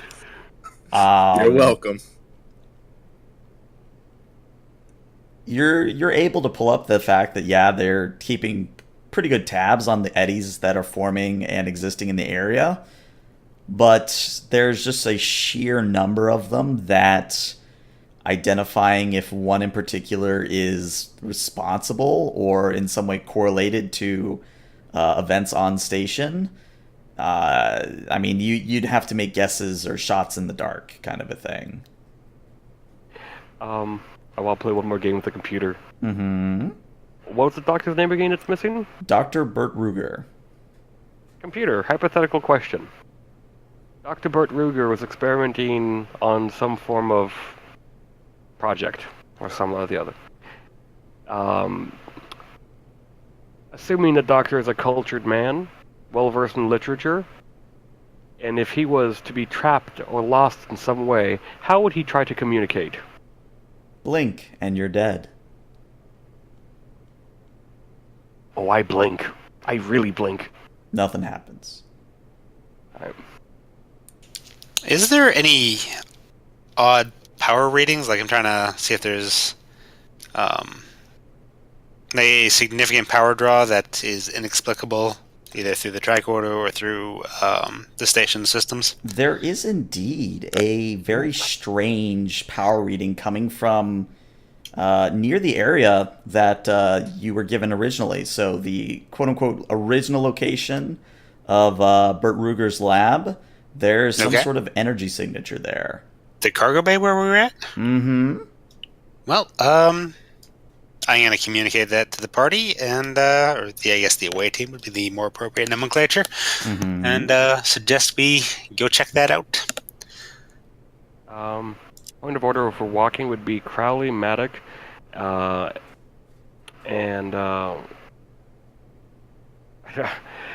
I'm going to say a name wrong. I know it. I can't remember what it is now. Rousseau. I'm having such a hard time with this today. Happens to the best of us. And I'm gonna have Rouge and Lots just watch our back. Okay. Hi, So, sir. sorry, go ahead. Oh, I was just affirming the commander's orders. Okay. So right before we go to break, what happens is you all begin to exit the computer core area of the station. The door opens, and you immediately see almost a copy of the exact same room that you have just left. And in it are identical clones of yourself. And all of them turn in unison to stare at all of you. And then, to your absolute horror, their mouths distort and open impossibly wide and begin letting out this inhuman shriek that could not possibly come from organic lungs. And then the door immediately slams shut so hard that you hear several components in the frame break. And that's where we're going to take our break. As long as they don't have goatees, we're okay. All right, so be back at 5:35, guys. BRB. When Michael Lawrence Fishburne shows up, all the sphere's fault.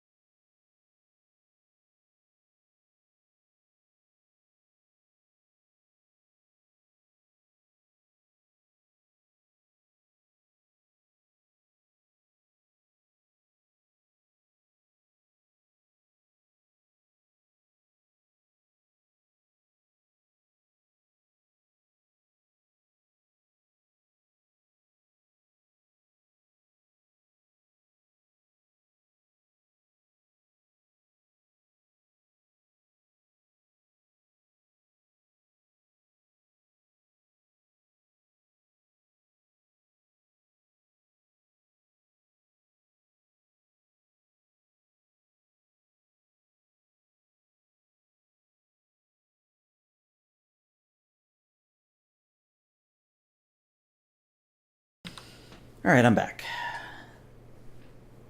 Welcome back. I can't get up and leave. I have a cat on my lap.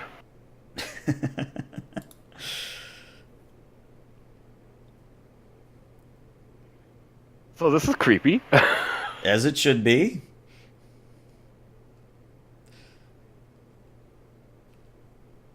I just realized too, listening to the previous recordings, the captain's pretty stacked on interesting crew. He has a telepathic Betazord, and he has an empathic commander. Mm-hmm. That's a good combo. It's a triple threat. Yeah. The Did you just say a triple threat? yes, your ship Oh. is now infested by tribbles. I mean, I take that over whatever this Eldritch Horror is. Oh dear. I mean, it's funny because I did give the captain a choice of supporting characters, and he picked a very colorful crew. But I offered the Ophion crew on Saturdays, pretty much the same thing. And they have a Maddox type android as their helm officer, a Orion female counselor as the ship's counselor, and they also have a Tellarite holo specialist. So it's interesting. Definitely some wide variety of characters in both games. Yeah, I listened to a couple episodes of the Ophion. Ha ha ha! Oh, please don't laugh again.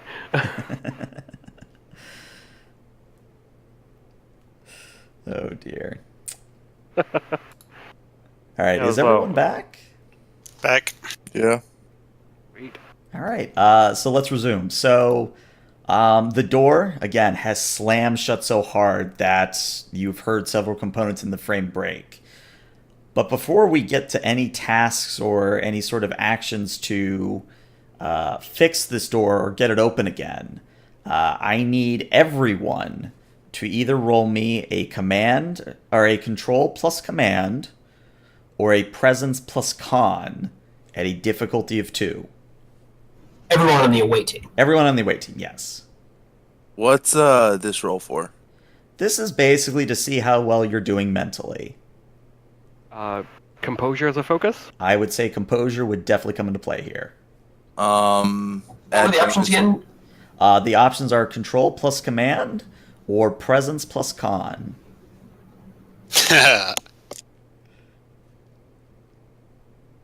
Man.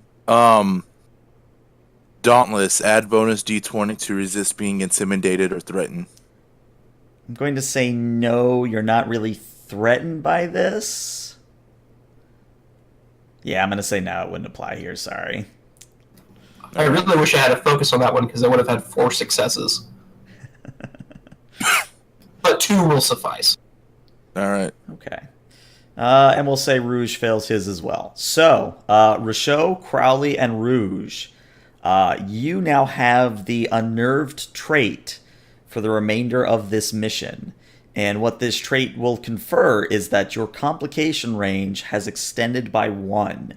So you now roll a 19 or a 20, it's a complication. Okay. So yeah, how your individual characters actually translate that to RP, I'll let you guys figure out yourself. But again, the door has just slammed closed on whatever the hell that was. I will That was a step hell of a forward. thing. I want to step forward to see if the door opens up. No, it does not. It makes like a whirring noise as if it's trying to, but something's broken. Is there an alternative route we could take? Unfortunately, there is not. Okay. I want to try and... Oh! Door emergency hatch. I want to try and get open with the emergency lever. Well, that was actually one of the solutions I had thought about. So yeah, you're of course able to pull off the panel next to the door, reach in, pull the handle, and with a little bit of Rouge and Los working at it, they are able to open the door manually. And on the other side is Ensign Jim. And Jim just kind of looks at you and says, Oh, sorry about that. The doors here are, as shit as everything else. So, I mean, if you've got time, Um, we'd love your help to fix them. I actually wanted to make the point that whenever I saw him trying to open the door again, Mm-hmm. I would have held my rifle at the ready. Okay. So that's what Jim would have seen as soon as the door opened. Yeah, and Jim seems completely unfazed by this. Oh man. And if emotional wise, he's unfazed. Yeah. Commander, permission to go off the reservation?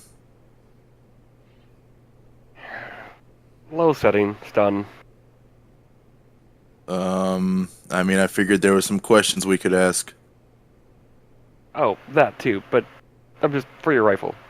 Nothing higher than that. Sir. Feel free to ask your questions though. Um, I'm going to try motion with the rifle for Jim to come into the room and kind of like put his back against the wall. All right. Jim will do it, just kind of looking at you questioningly. Like, does he seem at all fazed by the fact that I have a gun at him? No. You seem awfully calm, Jim boy. Well, yeah. I don't really think I did anything wrong. I just kind of wondering why I'm here, really. Why are you here? I just walking by to my quarters. Okay. While Medic is doing this, can I get a medical scan? Sure. Roll me a insight plus medicine for Los. What's the difficulty? We'll call it a 1. Let's make it a difficulty 1.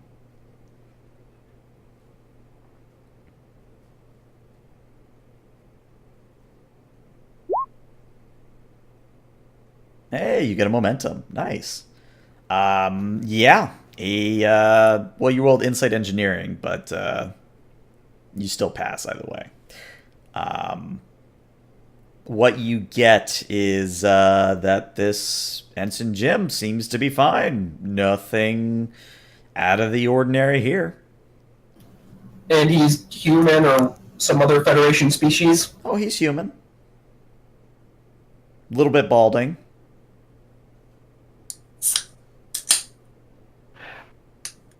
So, How does the food taste on the station, Hanson? Food tastes fine. It's just that there's this really weird smell. Alright.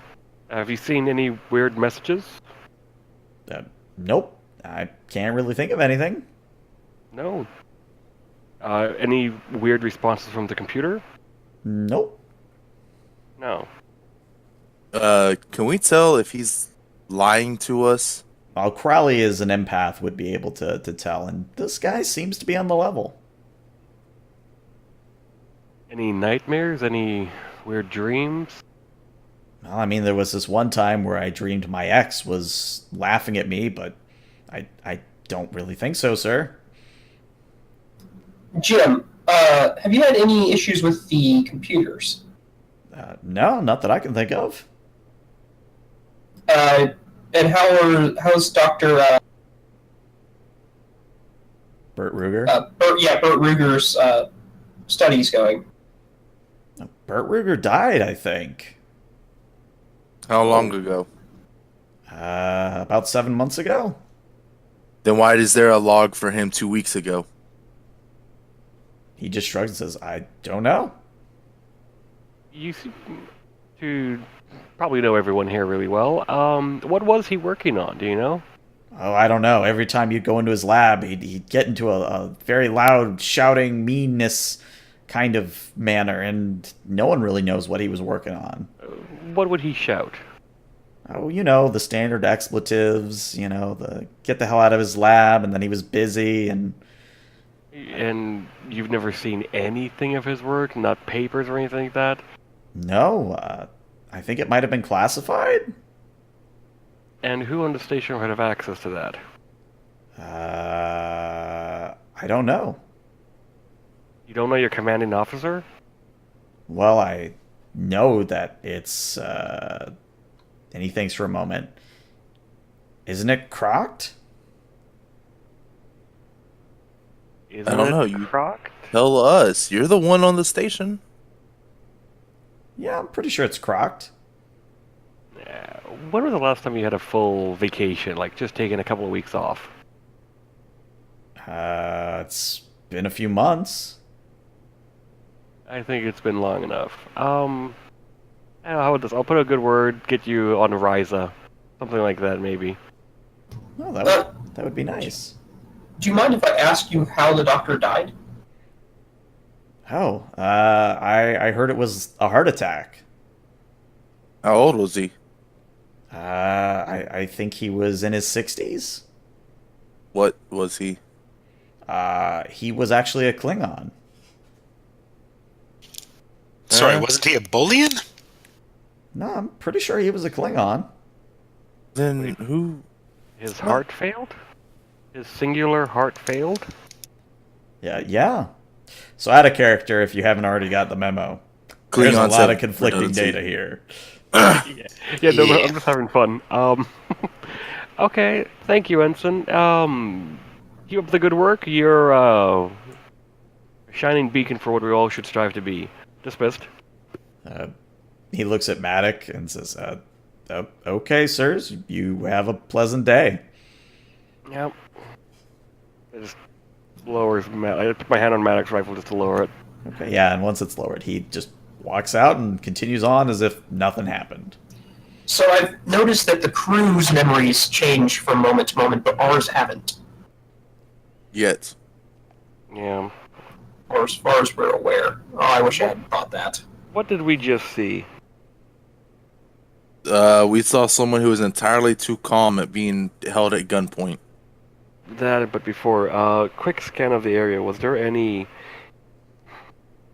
So I don't know, some spatial anomaly. I'm going to say that even giving it to you at cost, you would pick up nothing. Should we try to find the medical bay and maybe look at the doctor's death there? Yeah, I'd say let's go to his lab first. If we all saw the same thing, that means it's not individually affecting us separately or differently. Something is causing this effect. It is letting us see this. I want to go to his lab. I know we haven't seen anything like this on tricorders, but I don't think this is a holographic illusion that we've been facing. No, whatever it is affecting the internals of the starbase too. And I'm pointing to the jacked up frame. Looking at the crew logs, can we tell, does it say, like, how long all the how the people have been on the station? Like, Jim's been here for 8 months, so if we go talk to the other people who have been here for 8 months, would they have the same memories? And then they'd have different memories than the people who have been here for 2 months, kind of thing? I would say just looking at a very, quick scan of the personal logs, that everything more or less matches up, except when it comes to Dr. Burt Ruger. Like, even the people who mentioned Burt Ruger in their personal logs, it really depends on the person telling the story. Some of them say he was dead because of X. Some of them say that he was dead because of Y. Some say that he's species X. Others say he's species Y. It's just all over the place. But the one thing that is in common is that they're all 100% sure that he died. Was he a grumpy person for all of them too? Yeah. They all kind of say that same thing, where that anytime anyone would get into his lab, that they'd be chased out, kind of a thing. Well, we just got told that Klingon version died 7 months ago. Does it say how long ago Bolian version died? I think I said it was 2 months. Yeah. 6. 6. Yeah. Does everyone or do all the complaints about the replicators mention the nail polish smell? They do indeed. And it's only some of the replicators, correct? Yes. Are they all localized together, or are they all spread out over the station? They're spread out all over the station. And as luck just so has it, one such replicator is located in sickbay. Oh, he went to sickbay, not to his lab? Well, I mean, we could I go don't to think we've got anywhere yet. yeah, you haven't gone anywhere. Alright. Yeah, and I go to want... med bay, try to pull up an autopsy report. I mean, any information we get from the station's reports is going to be suspect, right? I'd say, due to the compromised nature of the computer, the crew, and the possibility of our own faculties being compromised, I want to go to this energy source that we're picking up. If I may, it's my hypothesis that the issue starts with the station or the computers, and then possibly is being transmitted to the crew through the food. But we haven't had any of the food, and we have been experiencing some similar issues. Like, you know, there's no way to explain away that vision that we all had. That's why you're the scientist. I'm really just tech support.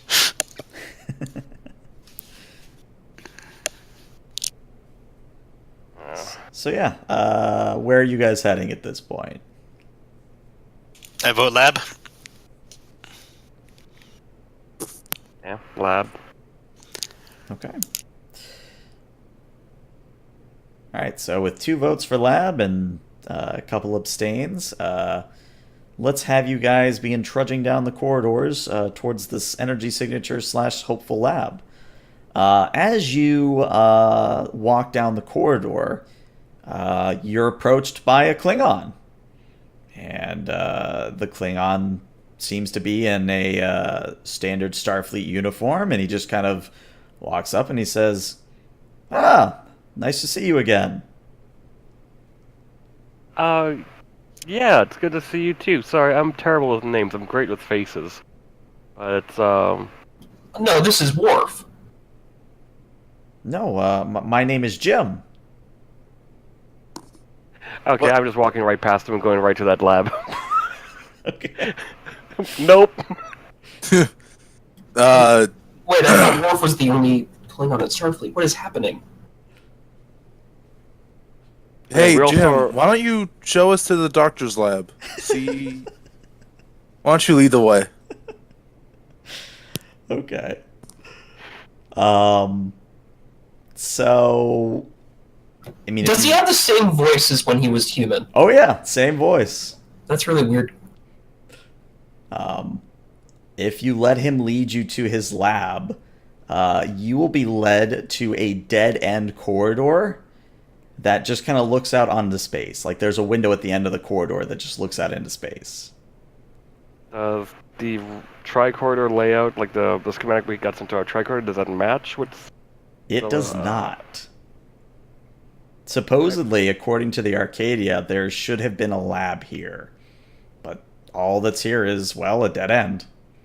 Oh, no, is the dead end a bulkhead ceiling? No, it looks like just natural construction. Oh. So What? this Sorry, go ahead. this is the same gym I just had a gun to, right? Yep. I asked him, "Do you remember what happened in the computer core?" Well, yeah, you pointed that at me and you asked me a bunch of questions. Okay. One more question. Sure. What species are you? I'm a Klingon, of course. What species were you? I've always been a Klingon. Dismissed, Jim. We need to confer real quick. Sure. Do I still have the record from my tricorder scan? Yeah, you do. What does that say? Well, it says that he's a Klingon. From when I scanned him earlier. Yep, that has changed.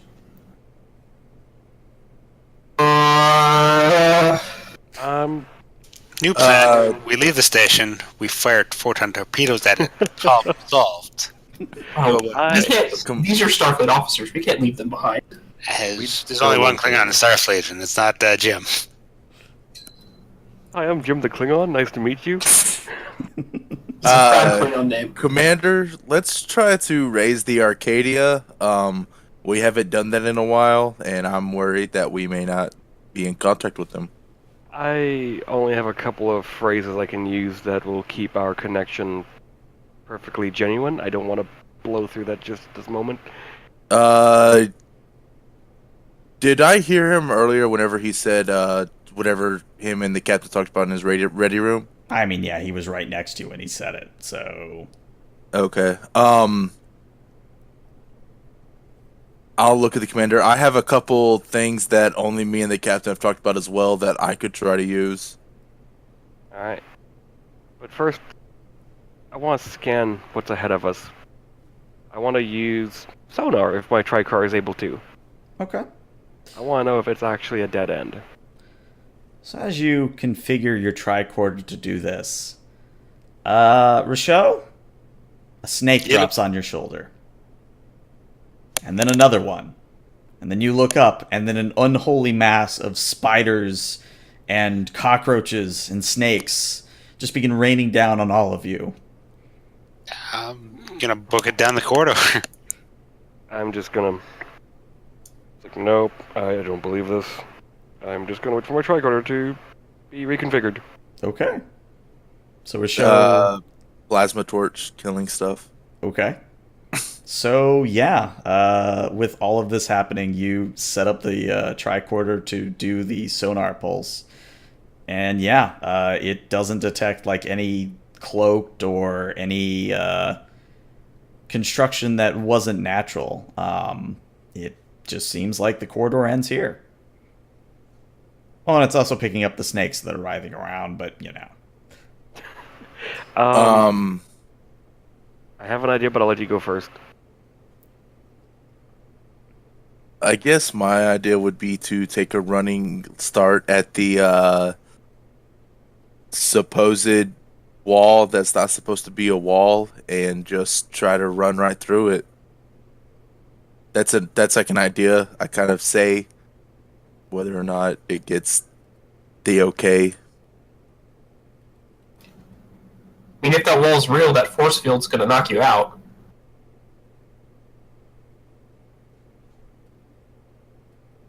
Where's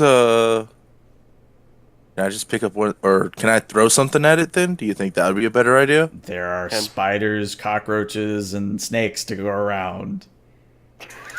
How far, like, down the hall does Rochelle get before there aren't spiders, cockroaches, and snakes? You have to turn the corner. Okay. And Rochelle, the moment you turn the corner, you see this gibbering mass of flesh down the corridor that begins running towards you. Phasers out, firing. All right. I don't do body horror stuff. Ugh. I need you, Rochelle, specifically to roll me another either control plus command or a presence plus con. Still difficulty 2. Great. Can I spend some momentum on this? I mean, I'm not going to say no. Sure. I'm going to spend a momentum. Go for it. Of course, that just, with the increased threat range, that just, yeah, fun.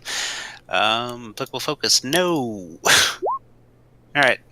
Oh, an 18. All right, so what happens is you fire off a few shots into this unholy abomination.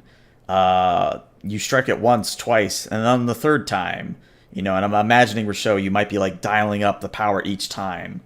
On the third shot, the mass of flesh instantly vaporizes. All right, Rochelle's gonna kind of That was Jim. Sink down into the seating position. Just be stressed for a moment. Just kind of try and process what he just saw. Okay. Commander, should I go after Ensign Rochelle? He hasn't come back yet. go see what happened. Are you guys like hip deep in snakes now? Yeah. The I'll snake. start wading through the creepers and head over to him. Okay. So, funnily enough, Loesch, you will just find Richaud kind of slumped down against a wall, trying to control his breathing. I'll do a controlled breathing with him, and then just kind of prop him up against the wall. Okay. Thank you. The last thing I want to try to do with my tricorder is to scan the resonance frequency of everything around us. A resonance frequency, everything in the universe has this frequency. Mm-hmm. It's always constant. It's the same. I want to see if everything in the station is like this. It should be the same as me. I'm going to actually have you roll for this one. This would be a insight plus science Oh no. at a difficulty of 4. Advise me to do it. I advise Matic to do it. So Let's yeah. spin. Let's add to threat if we have to. Quantum mechanics, would that be an applicable focus? Since it is the resonance frequency, yes, it would. All right. Insight science. Mm-hmm. How much momentum do we have? 1. We have 1 momentum. Yeah. So that and 2 threat to get 2 extra dice. yeah. So spend that momentum and then give you 2 threat to do the 4 to get the additional 2 dice. So that's 4 dice. Mm-hmm. Evocable focus. Oh, let's hope I'm doing rolling 20s. Well, Fuck. so that's a Hey, 20. You You can were re-roll it. given advisor. You can reroll. Yeah. 20. All right. That's a critical. So that's 1, 2, 3. So it's still 3, which I will give you the option here. If you want us to succeed at cost, there will be a complication. Do we want to take the complication? I really want to know. I think we need to fail forward. I've been playing cautious a little bit. Yeah, Let's do it. Fuck it. Complication. All right. So as you scan the nearby area for the matching resonance frequency, you do indeed find that it matches up. You are in the quote-unquote correct universe. But Matic, as you're doing the scan, looking at your hands and you realize you're holding the tricorder with the wrong hand. Like, if you were right-handed, you're like, why am I holding it with my right? I'm obviously left-handed. Is his right hand stroking a goatee that was once a full beard? No, it is not. A task. Yeah, just Matic, you get this just almost unnerving sense that your primary hands have switched. Like physically, or just how he's always operated? Yeah, how he's always operated. So went from being like left-handed to being right-handed. Okay. Mm-hmm. Or vice versa.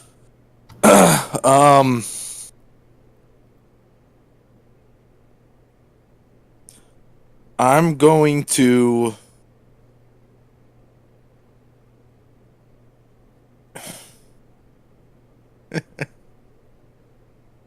I'm just gonna try to shake it off and ignore it. I'm gonna try to apply as much logic to this as I can. Okay.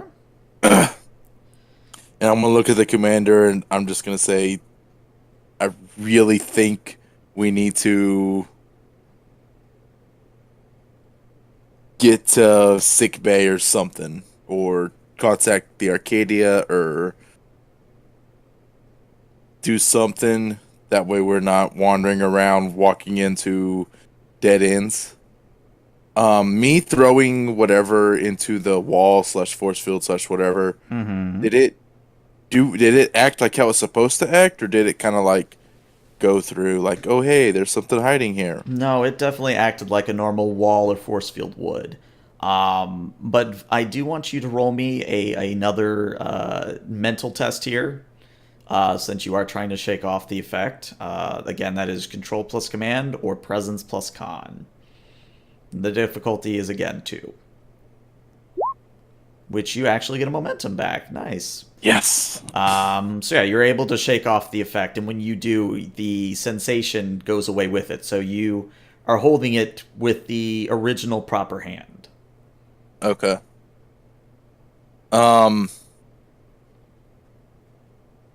Commander, I don't know what's going on here. I honestly don't think that we're the best equipped for this. Let's get to his lab, or where it should be, and then we'll contact the Arcadia. Well, we're at where the lab should be, right? No, We went- because you asked Jim to lead you there, he took you somewhere completely Oh. different. Well, why did we ask this fool? All right.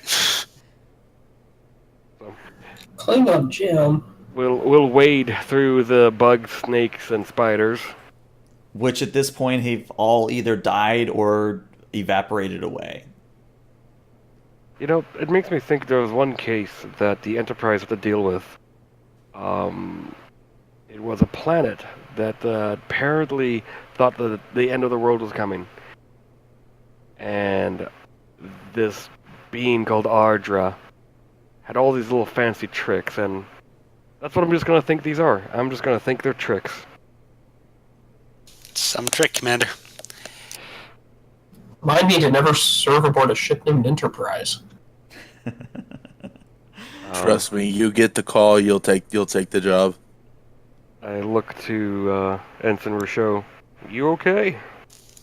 I'm keeping it together, sir. Sorry, I apologize for my lapse. It's just What? this is didn't really train us for this at the academy. I want to.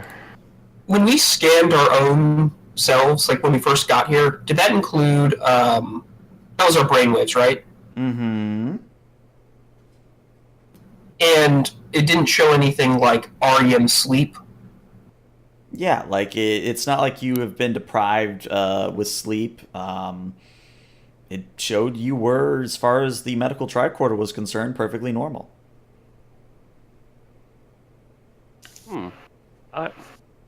Crazy idea. I want to think about my favorite superhero. Okay. Well, I just think about my superhero, Superman. Okay. Spider Vulcan. Spider Vulcan? That's terrifying. You just let Gwen Stacy drop off the bridge. You wouldn't even try to web her. Like, no, she's already dead. Logic dictates that. Oh, God. Wow. Spider Vulcan. Cold motherfucker. I just want to think about just favorite things, good things.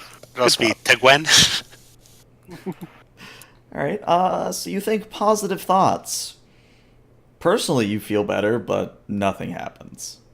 Alright.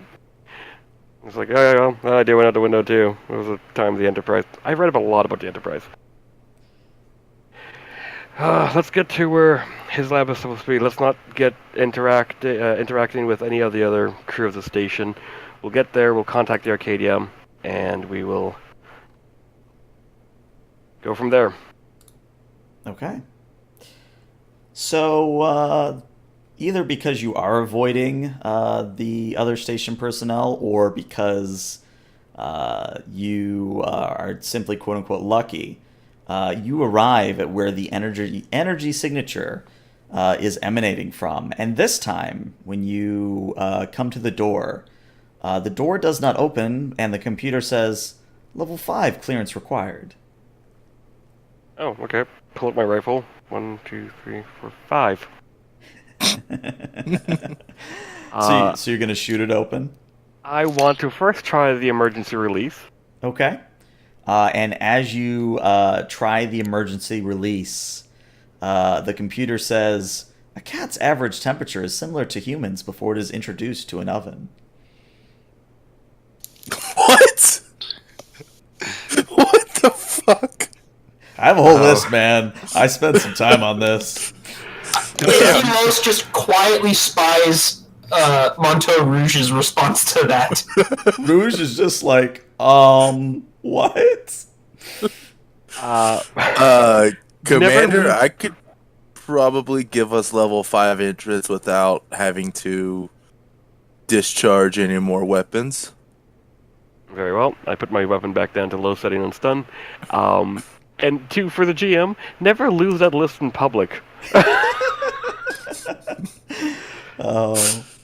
No, it's great. I'll talk to you guys about it after the stream ends, but it's great. What you need to do is write your number on the back of it and then just hand it to some random hot chick and see what happens. Oh, God. Oh, please no. I like not being in jail. I like, anyway, so in order to give yourself level 5 clearance, I need you to roll me a daring plus engineering, and this would be at a difficulty of 3. And I'm assisting him with advisor. Yeah, I advise allow him to it. do Why Yep. not? Sweet. Yeah, 'cause I technically, guess No, go ahead. I'll spend that momentum to get a third dice. Okay. And just in case you do fail this task, Crowley, you would have probably either level 7 or 8 clearance. I don't trust a computer. It just told me my favorite animal is the same temperature as the person when they go into an oven. Hey, it's not wrong. 1, Would you get 2, that? 3, 4. Yeah, you get a momentum. Nice. All right.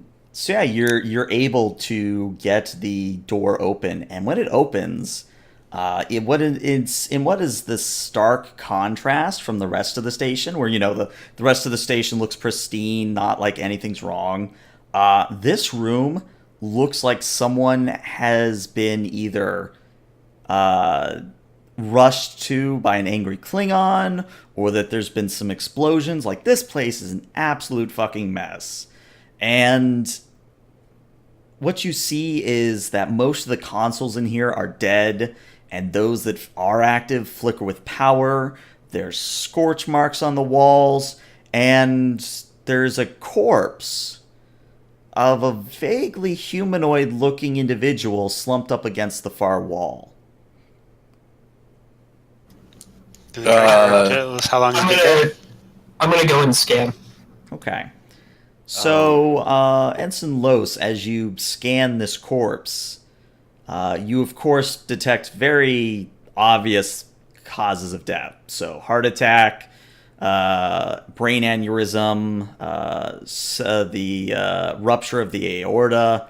But even though you are able to pick up all of these causes of death, your tricorder tells you that this person is both deceased and alive. Commander, I found our fluctuating life sign. I'd like to try to administer any aid I can, ignoring the fact that it's sometimes dead. Okay. So I'll say as you do that, what are the rest of you are doing? Well, all these ways that he's died, are these the same ways that the crew, the staff of the station have been telling us? Yep. I'm just gonna. I'll walk in by Ensign Lawson and just look over. What do the tricorder look like for species? Lots of things. Commander Crowley, the captain. This is the captain. Violin recitals. Continue. Everything secure aboard the ship? Yes, sir. Alright. We made it into a lab here that seems to be producing some type of energy source. I'm going to be as clear as I can with you. It's something on the station is messing with us. It is causing us to see horrible things. I just had bugs rain down upon me as we looked at a dead end.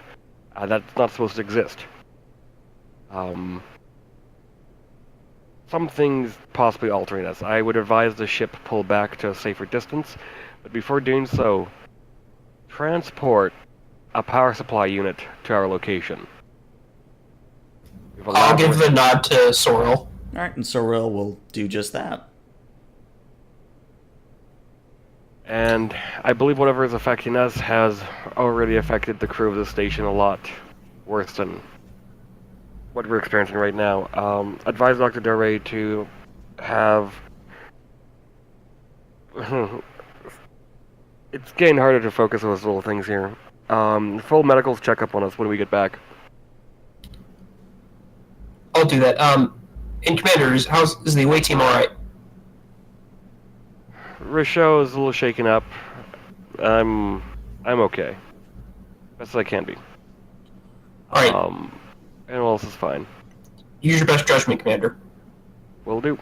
The Arcadians got your back. Good to know. And I then wait for... when the normal conversation would end, you so you know, like you say, either one of you says so and so out. Whoever ends the conversation last is going to hear the other one say, "She hated all of this, and somehow she couldn't get away." In our own voices, or is that someone... So it is as if the other person had said it. So, for example, if the captain cuts the comm first, you would then hear the captain say that. Captain always has the last word.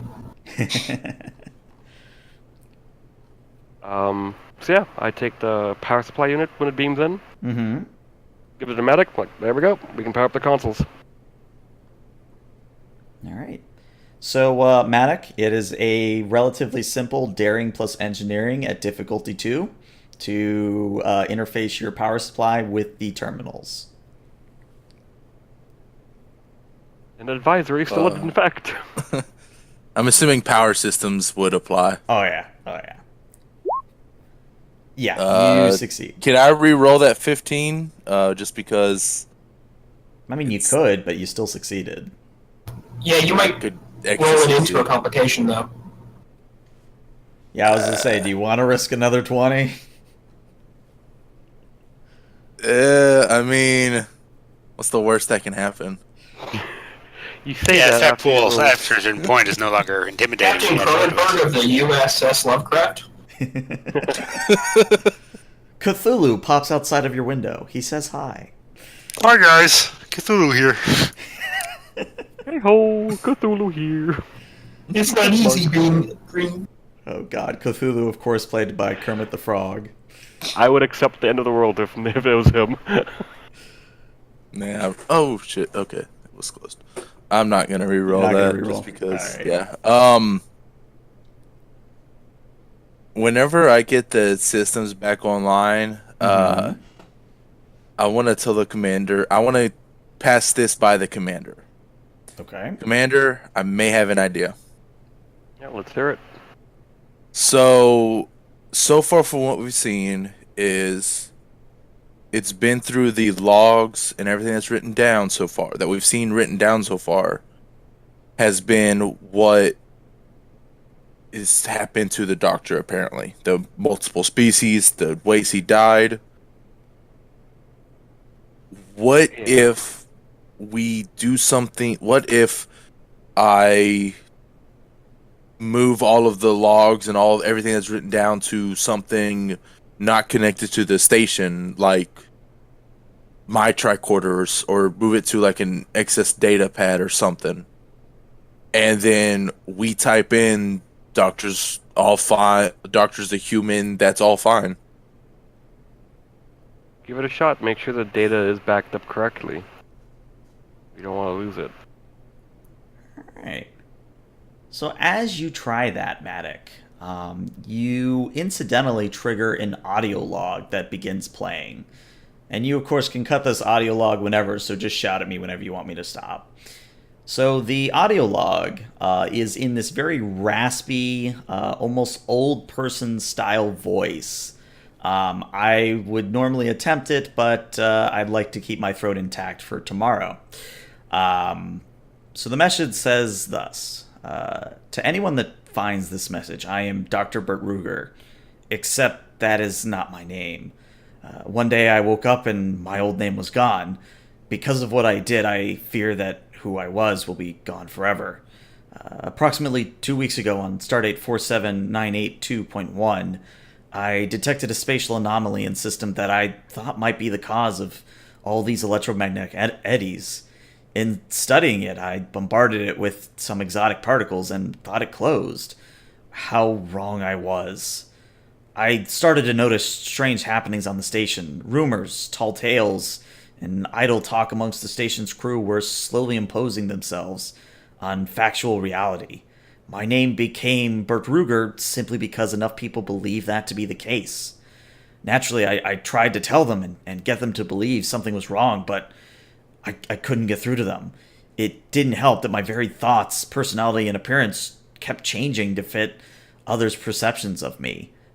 I had no choice but to lock myself in my labs in the hopes that I'd be able to find a solution. However, this turned out to be the wrong course of action. And at this point, the voice changes from that raspy sort of old person to, I wouldn't call it demonic, but it is very much a disturbing voice. And it continues on to say, people began believing I was dead after not seeing me for days. And because they believed it, I did die. To this very moment, I am locked in a Schrödinger-like state between life and death. It is a hell I wish upon no one. Do not try and save the people here. Their Starfleet training lets them ignore the weirdness around them, and as a result, things just get worse and worse as time goes on. Disturbing their self-imposed reality could very well rip this sector apart. So please, do not stay here. Destroy the station and make sure no one comes here ever again. Get out before it's too late. And then as soon as the audio log finishes, dark crimson liquid begins to dribble down the walls. I am thinking of strawberry syrup. Unfortunately, it is a copper smell which anyone would be able to identify as belonging to blood. Commander? One second. I want to patch my comm badge to the station, so I'm broadcasting to the whole entire station. Okay. Everyone, this is Commander Crowley. Good news. Command of the station has been granted to me through Starfleet, and starting right now, everyone is off duty. Relax and enjoy your day off. Think of the nice warm beaches of Ryza. Someplace relaxing and great. Commander out. Okay. So... and I looked at everyone like, think of a pleasant spot. A pleasant place. Something happy. So you all try this. And presumably so did the station crew. Nothing changes about your situation. Damn. I thought maybe if it was a group effort. Can I try to pull up the doctor's logs to see if, besides the audio file, if we left anything else, like what his actual name is, what his actual species is, what he was working on? All of that has either been wiped or is fluctuating just as much as his actual body is in the corner. What about the weird power source? What can we determine specifically what that is? That specifically is what appears to be a small canister of warp plasma. That is just, sitting innocuously on the corner of a table. It's not connected to anything? It's not... Nope. And what can we tell of the experiments from the room? It's really hard to tell just because of how beat up this room is. Right. But based on the text logs that Maddock is able to recover, you might be able to surmise that Bert Ruger, or whatever his name actually is supposed to be, was indeed working on a way to either overcome or outright dissipate the eddies in the expanse. I have one more idea I want to try. Okay. I want to pop back on comms. Mm-hmm. It's like, Attention, all Starfleet personnel. It's come to my attention that there seems to be some misinformation about a doctor passing away. Just want to let you all know, Bert Ruger is not deceased. He is in fact on Ryza, enjoying a vacation. So, Ensign After all- Los, you're the closest to him. Immediately, a hand shoots up and grabs steely hold onto Los from this supposed zombie corpse. He is enjoying his vacation, and as we all know, he was a secluded individual. But if you have any questions, please forward them to Commander Crowley. Thank you. That's all. So the entity Los does not say or do anything. It just grips you with a steely grip. So, yeah, my theory is kind of right. Is he I will gripping rush my out. throat? Like, what is he? Oh, he's just grabbed onto your arm, like he's not gripping your throat. Okay.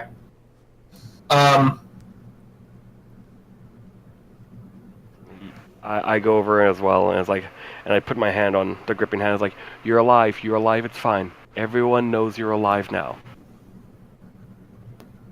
And I'm like looking at everyone's like, think he's alive, 'cause we're looking at a body, but he's alive. So, again, you try this course of action, and it's a side note here. It's a pretty solid idea, but unfortunately, it has almost the opposite effect. The ensign is able to determine, not only because the hand releases him, but the corpse, quote unquote, is beginning to turn to dust before your very eyes. Is it it's not good? Listen. Oh man, this is not sand. I'm just gonna try like a last ditch thing. You're in a Ryza hospital.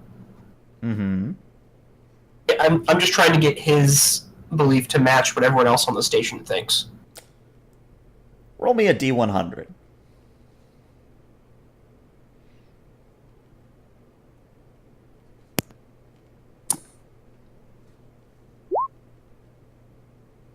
$77. 77. Okay. Yeah, unfortunately, even with your last-ditch effort, Dr. Bert Ruger, or whatever was left of him, is no more. I want to scan the warp plasma. Okay. You looking for anything in particular?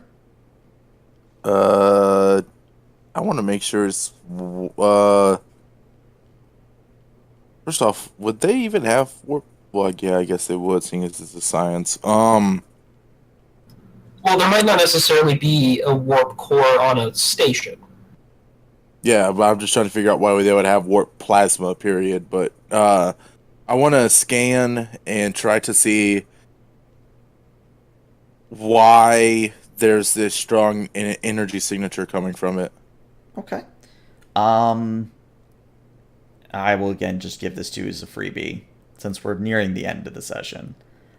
You're able to determine that this particular canister of warp plasma, the container itself is currently set to overload in the next 10 minutes.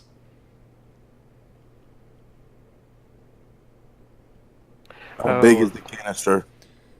I would say the canister is about the size of a 36-inch TV, so pretty big. What would be the blast radius, or like how much damage would it do to the station?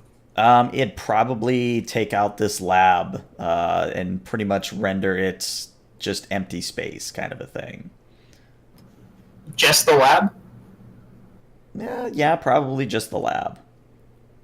It's not like an antimatter explosion. It's just an explosion of plasma. So, not as bad. Do you think the doctor did this on purpose as a way to end these effects? I'm not 100% sure. Commander, obviously, this tube is, or this, it's basically a bomb. It's got about 10 minutes before it explodes and takes up this room. Are you able to disarm it? I can work on that. But I'd feel a lot more comfortable if the rest of you weren't here. Just in case. Or, we have 10 minutes. This station, if what the doctor said is even halfway true, this station is compromised. The station also has Starfleet personnel. Commander, I'd like to start transporting the station's crew to the Arcadia. Do it. Quarantine them, though. Whatever, we can't let Starfleet... we can't let them go for no reason. No, and I agree with that. Quarantine them, though. Make sure that that they can't spread whatever's happened here. If this is caused by energy, weird form of energy that's been barred into a space eddy or this anomaly, this explosion may feed into it. It may make it worse. Okay. We could also perform a sight-to-sight, have the Arcadia grab the object and beam it further out. Is this... What kind of... is this station orbiting anything? Nope, just chilling out in the middle of space.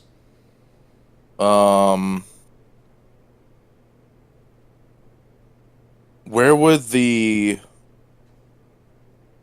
I guess, if I wanted to have this blow up somewhere and take out the entire station, where would I want to put it? You'd put it in the engine core. Okay. Commander, I already have everything that was on the computers downloaded onto this data pad. I can try to take this down to the engine room, set it to detonate, and just hope for the best. Well, we already know what's causing these effects. It is the combined thought of everyone. If it is an anomaly that was triggered because of exotic particles, what's the explosion going to do to it? It could feed it. It could make it grow. We don't have enough to know exactly how to stop this. For all we know, the station could still be sending the exotic particles. And there may not be a way to turn that off. That is true, but there's too many what ifs. We have 10 minutes. I'm going to hail the Arcadia again. Mm-hmm. And I'm just going to say, point to the ears. This is Captain Tahan. Hey. What about ears? You were trying to make a reference. Oh, I made a reference to my ears after you were giving me a heart. I made a joke with my ears. I guess so. I don't remember that. It was when you said something to me, and I was like pointing my ears, like, are you talking about my ears? Are you trying to be culturally insensitive? But it's after you gave me you're kidding with me about something too. I can't remember what it was either. It's happening out of character too. Yes, excellent. What is it you need, Commander? We have a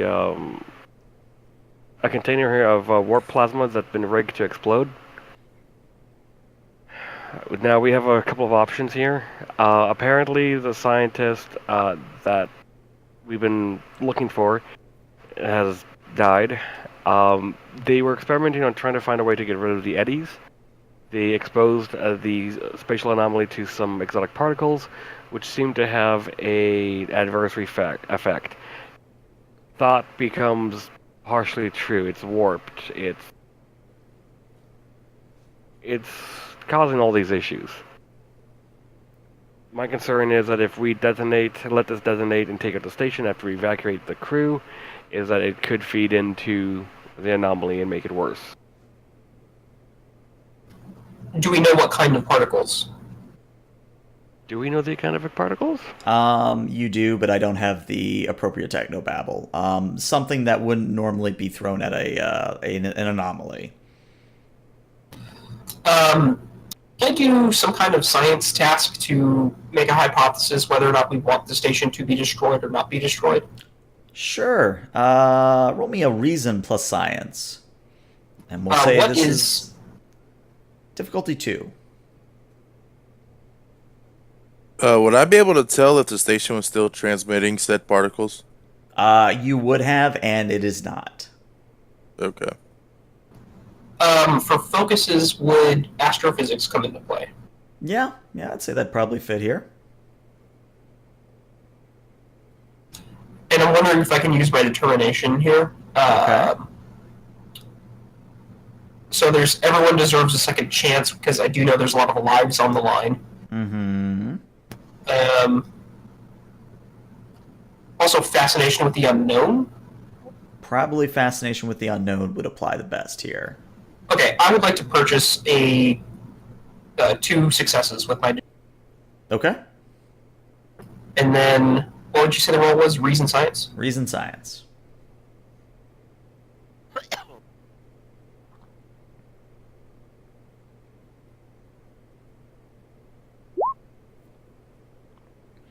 Hey, would you look at that? You get a momentum. So, based on what you know as the captain, you're going to know, and this is mostly educated guesswork at this point, you're probably about somewhere between 75 to 90% sure that destroying the station won't cause this effect to worsen.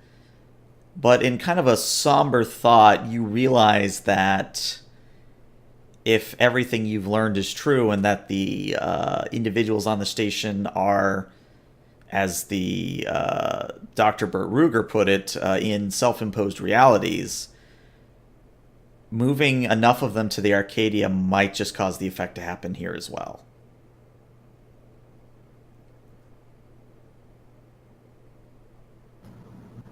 Okay, given all that, I'm going to respond down. The explosion won't make things worse, but it won't make things better either. I'm going to transport the warp plasma to a safe location. Okay. Safe distance I'm away, I'm assuming, right? Mm-hmm. Yes, just out into empty space somewhere. Nowhere near any eddies, Okay. just in case. All right, so you do that. So those of you in Burt Ruger's lab see the canister of warp plasma be transported away. But my operative question here is, where do you guys go from here? Well, station thinks I'm in command now.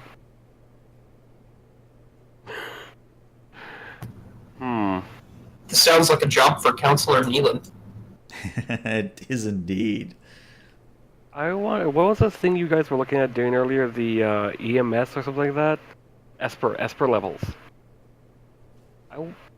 Who's their doctor aboard the station?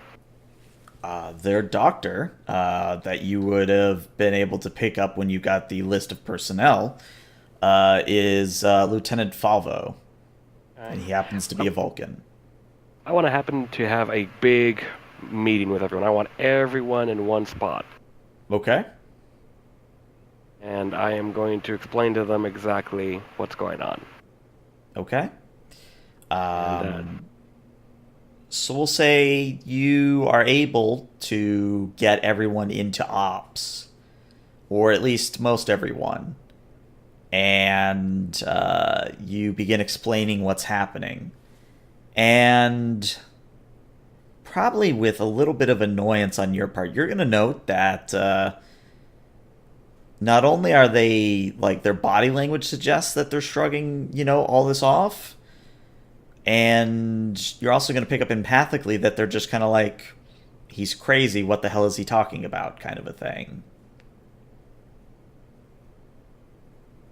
Yeah. I just continue to relay the information, and oh man, I want Dore to. Yeah, I guess I'll have him beam over, and if you can get logs from the... Are they actually able to affect, like, reality itself? Or is it just a localized field they're doing? So that is something you don't know. But as you are continuing with your talk, I would say that before your very eyes, and I guess feeling, the room begins to rain with blood.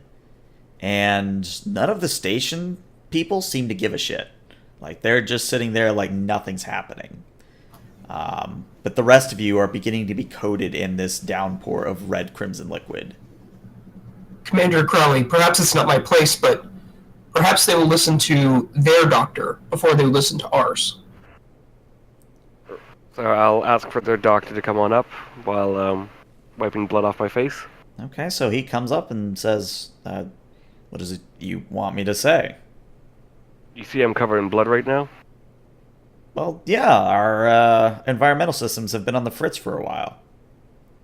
No, they're working perfectly fine. And I'm saying that so everyone can hear. Nothing changes.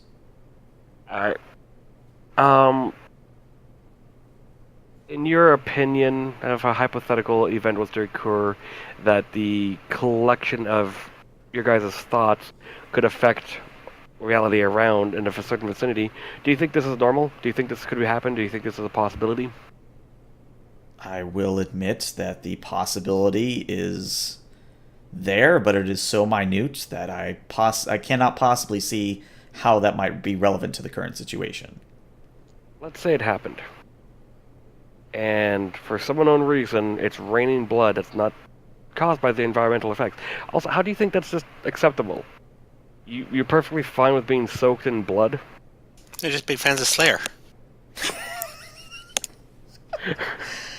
The doctor just shrugs and says, I mean, in my line of work, it happens all the time. What? Sorry. Commander, perhaps if he knew what you knew, he wouldn't respond this way. I tell him everything that we witnessed, everything we went through. I give him the whole download. Okay. And again, much like with the everyone else you've tried to tell this to, they just shrug it off or come up with some explanation, like, "Oh yeah, the doors aren't working properly," or "Oh yeah, the replicators are doing weird shit." They're very much just shrugging it off. Is this Doctor, what would you... Let's say that what Commander's talking about is 100% true. Hypothetically speaking, it's 100% true. Everything he's told you. Okay. What would you need to... What would you do to prove it's happening? Well, if such a mass delusion was present among such individuals, you would have to either slowly process and rehabilitate each individual, or depending on the severity of the incident, it may not be possible at all. It may just simply be that there's no way to control such a mass delusion. Commander, Doctor, are either of you familiar or practice the technique of the Vulcan mind meld? The doctor shakes his head no. Surreal has it. Unfortunately, I don't have that. You have to control your emotions to understand the finer point of that. The only problem is Surreal hasn't experienced what we have. Mm-hmm. Could he not mind meld with, let's say, one of us, then just transfer the memories over to the doctor? I'm not 100% on how. Yeah, I'm not 100% it's on this one of works. those things where it would get diluted. So say like he takes like half the information by the time it would get to this particular doctor, it would be like a fourth or an eighth. Okay. Maddox, can you pass me that personal data pad of all the information that we were able to recover? Yes, sir. And I pass it along. Pass it to... You said he was a Vulcan doctor? He is, yes. I read this over, please. Okay. He reads it over, and he says, "Am I supposed to be noticing anything in particular?" What does it say to you? No, it says that everything here on the station is working just fine, and that you've completed repairs on several systems. We haven't Thank you. repaired anything. And I handed... Oh no, I handed it back to Maddox. Yeah, so Matic, it says whatever the hell you've put into it at this point. Okay, it's good. So it's just a weird delusional psychosis thing they're able to project. Mm-hmm.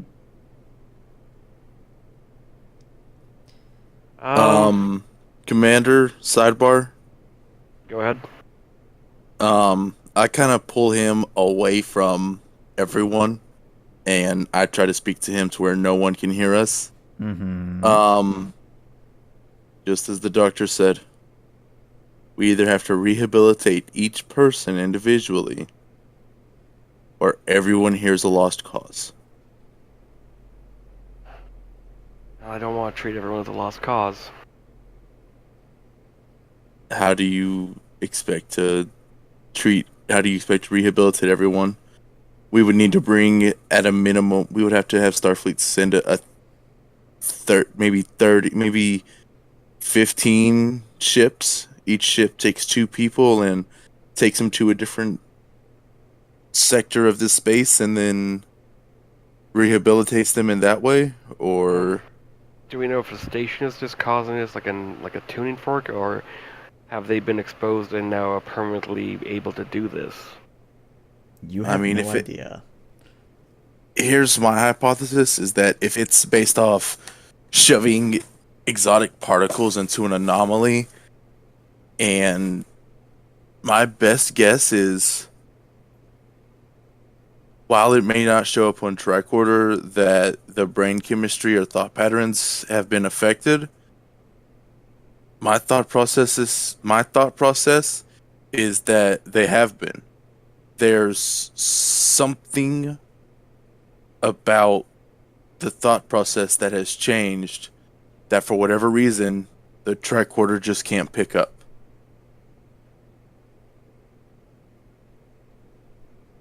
I want to hail the captain. Okay.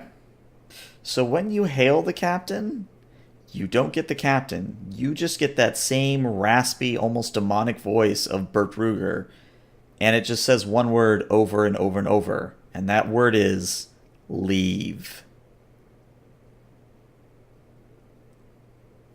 Can I try to trace where that signal's coming from? Sure, it's coming from everywhere on the station. And I mean everywhere. I'll try to hail the captain one more time. You get through to the captain this time. Yes, Commander? Whatever is happening here is still continuing. The doctor responsible for this is communicating somehow after we witnessed his body became dust. I request that the array team be beamed out. From what we can understand is we may not be able to help anyone here. Not immediately, anyways. I'll beam you back, but I refuse to believe that we can't help these people. I have an idea, but I want to be off the station. And beam us right to, or as close as you can to sickbay. Very well. Go to a private location, and I'll beam you back. So I'll just tell everyone they're dismissed, and we'll go gather up in the hallway or side room, and I'll message the beam back. Okay. Don't forget to transfer command to someone else, because with the way everything's been going, sir, last thing we need is for you to just pop back over here for some reason. Right. I just go over the comm and say, command has been temporarily transferred over to the next in line, Okay. wherever that would be. until further notice. Okay. All right. So, General Los is going to pipe up here. Perhaps you should tell them why. Make up something. But last time they made up stuff, it didn't work out well for that doctor. Oh, right. I'll be taking temporary leave to explore the surrounding Shackleton expanse. Okay. All right. Unless there's anyone want to do one last thing on the station, I'll wrap it up and then give you time to do some freeform RP. So as the away team is beamed back to the station, those of you on the bridge, which would be Tahan, Monday, and Cyril, and probably Ujesa at this point has recovered her wits long enough to return to the bridge. You see that the science outpost begins to transform. It goes from a functional space station to a nearly derelict one with barely any power, just like it's gone without maintenance for a very long time. And sensors indicate that there are no life signs aboard whatsoever. Yeah, they're all ghosts. God damn it!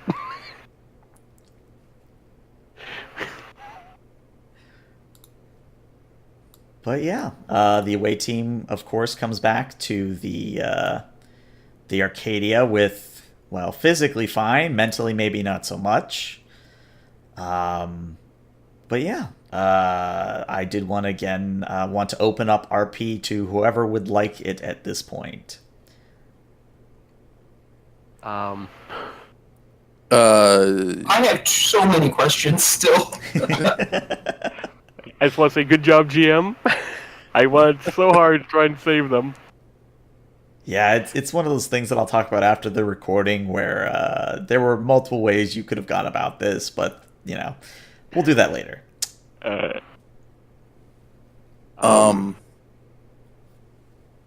My first order is to go to the sick bay, get fully checked out. That's probably a good course of action for everyone. So all of you will filter through the sick bay, and curiously enough, Andromeda is very much helping out Lieutenant Dore. She's very much using a medical tricorder, scanning you over, and she seems to come up with the result much faster than Dore does. And you're not sure if that's because her suit is interfacing with the tricorder, or if that's just some skill that she has, but it's something that Dore will occasionally kind of shoot her a curious-looking glance and confirm the reading. The reading with his own tricorder before shrugging and going back to his own scans, kind of a thing. But yeah, all of you check out medically. There are no lasting adverse effects, but you will likely have to live with the memory of what you witnessed. I just, Well, as that said, and who is like, did Dory say that to me? Like, you got to live with that? Yeah, that'll be Dore who says that. Well, I've lived through worse. Thank you, Doctor. And Andromeda, how are you faring into Medical Bay? Well, even though I'm really, again, not much of a doctor, this is fairly, this is like playing with toys back home. It keeps me busy, keeps me entertained. Just glad I can help out. I'm glad you're enjoying your time here.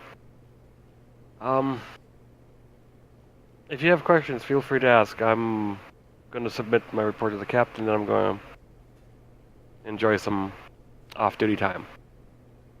Of course. Which actually brings up a good point here.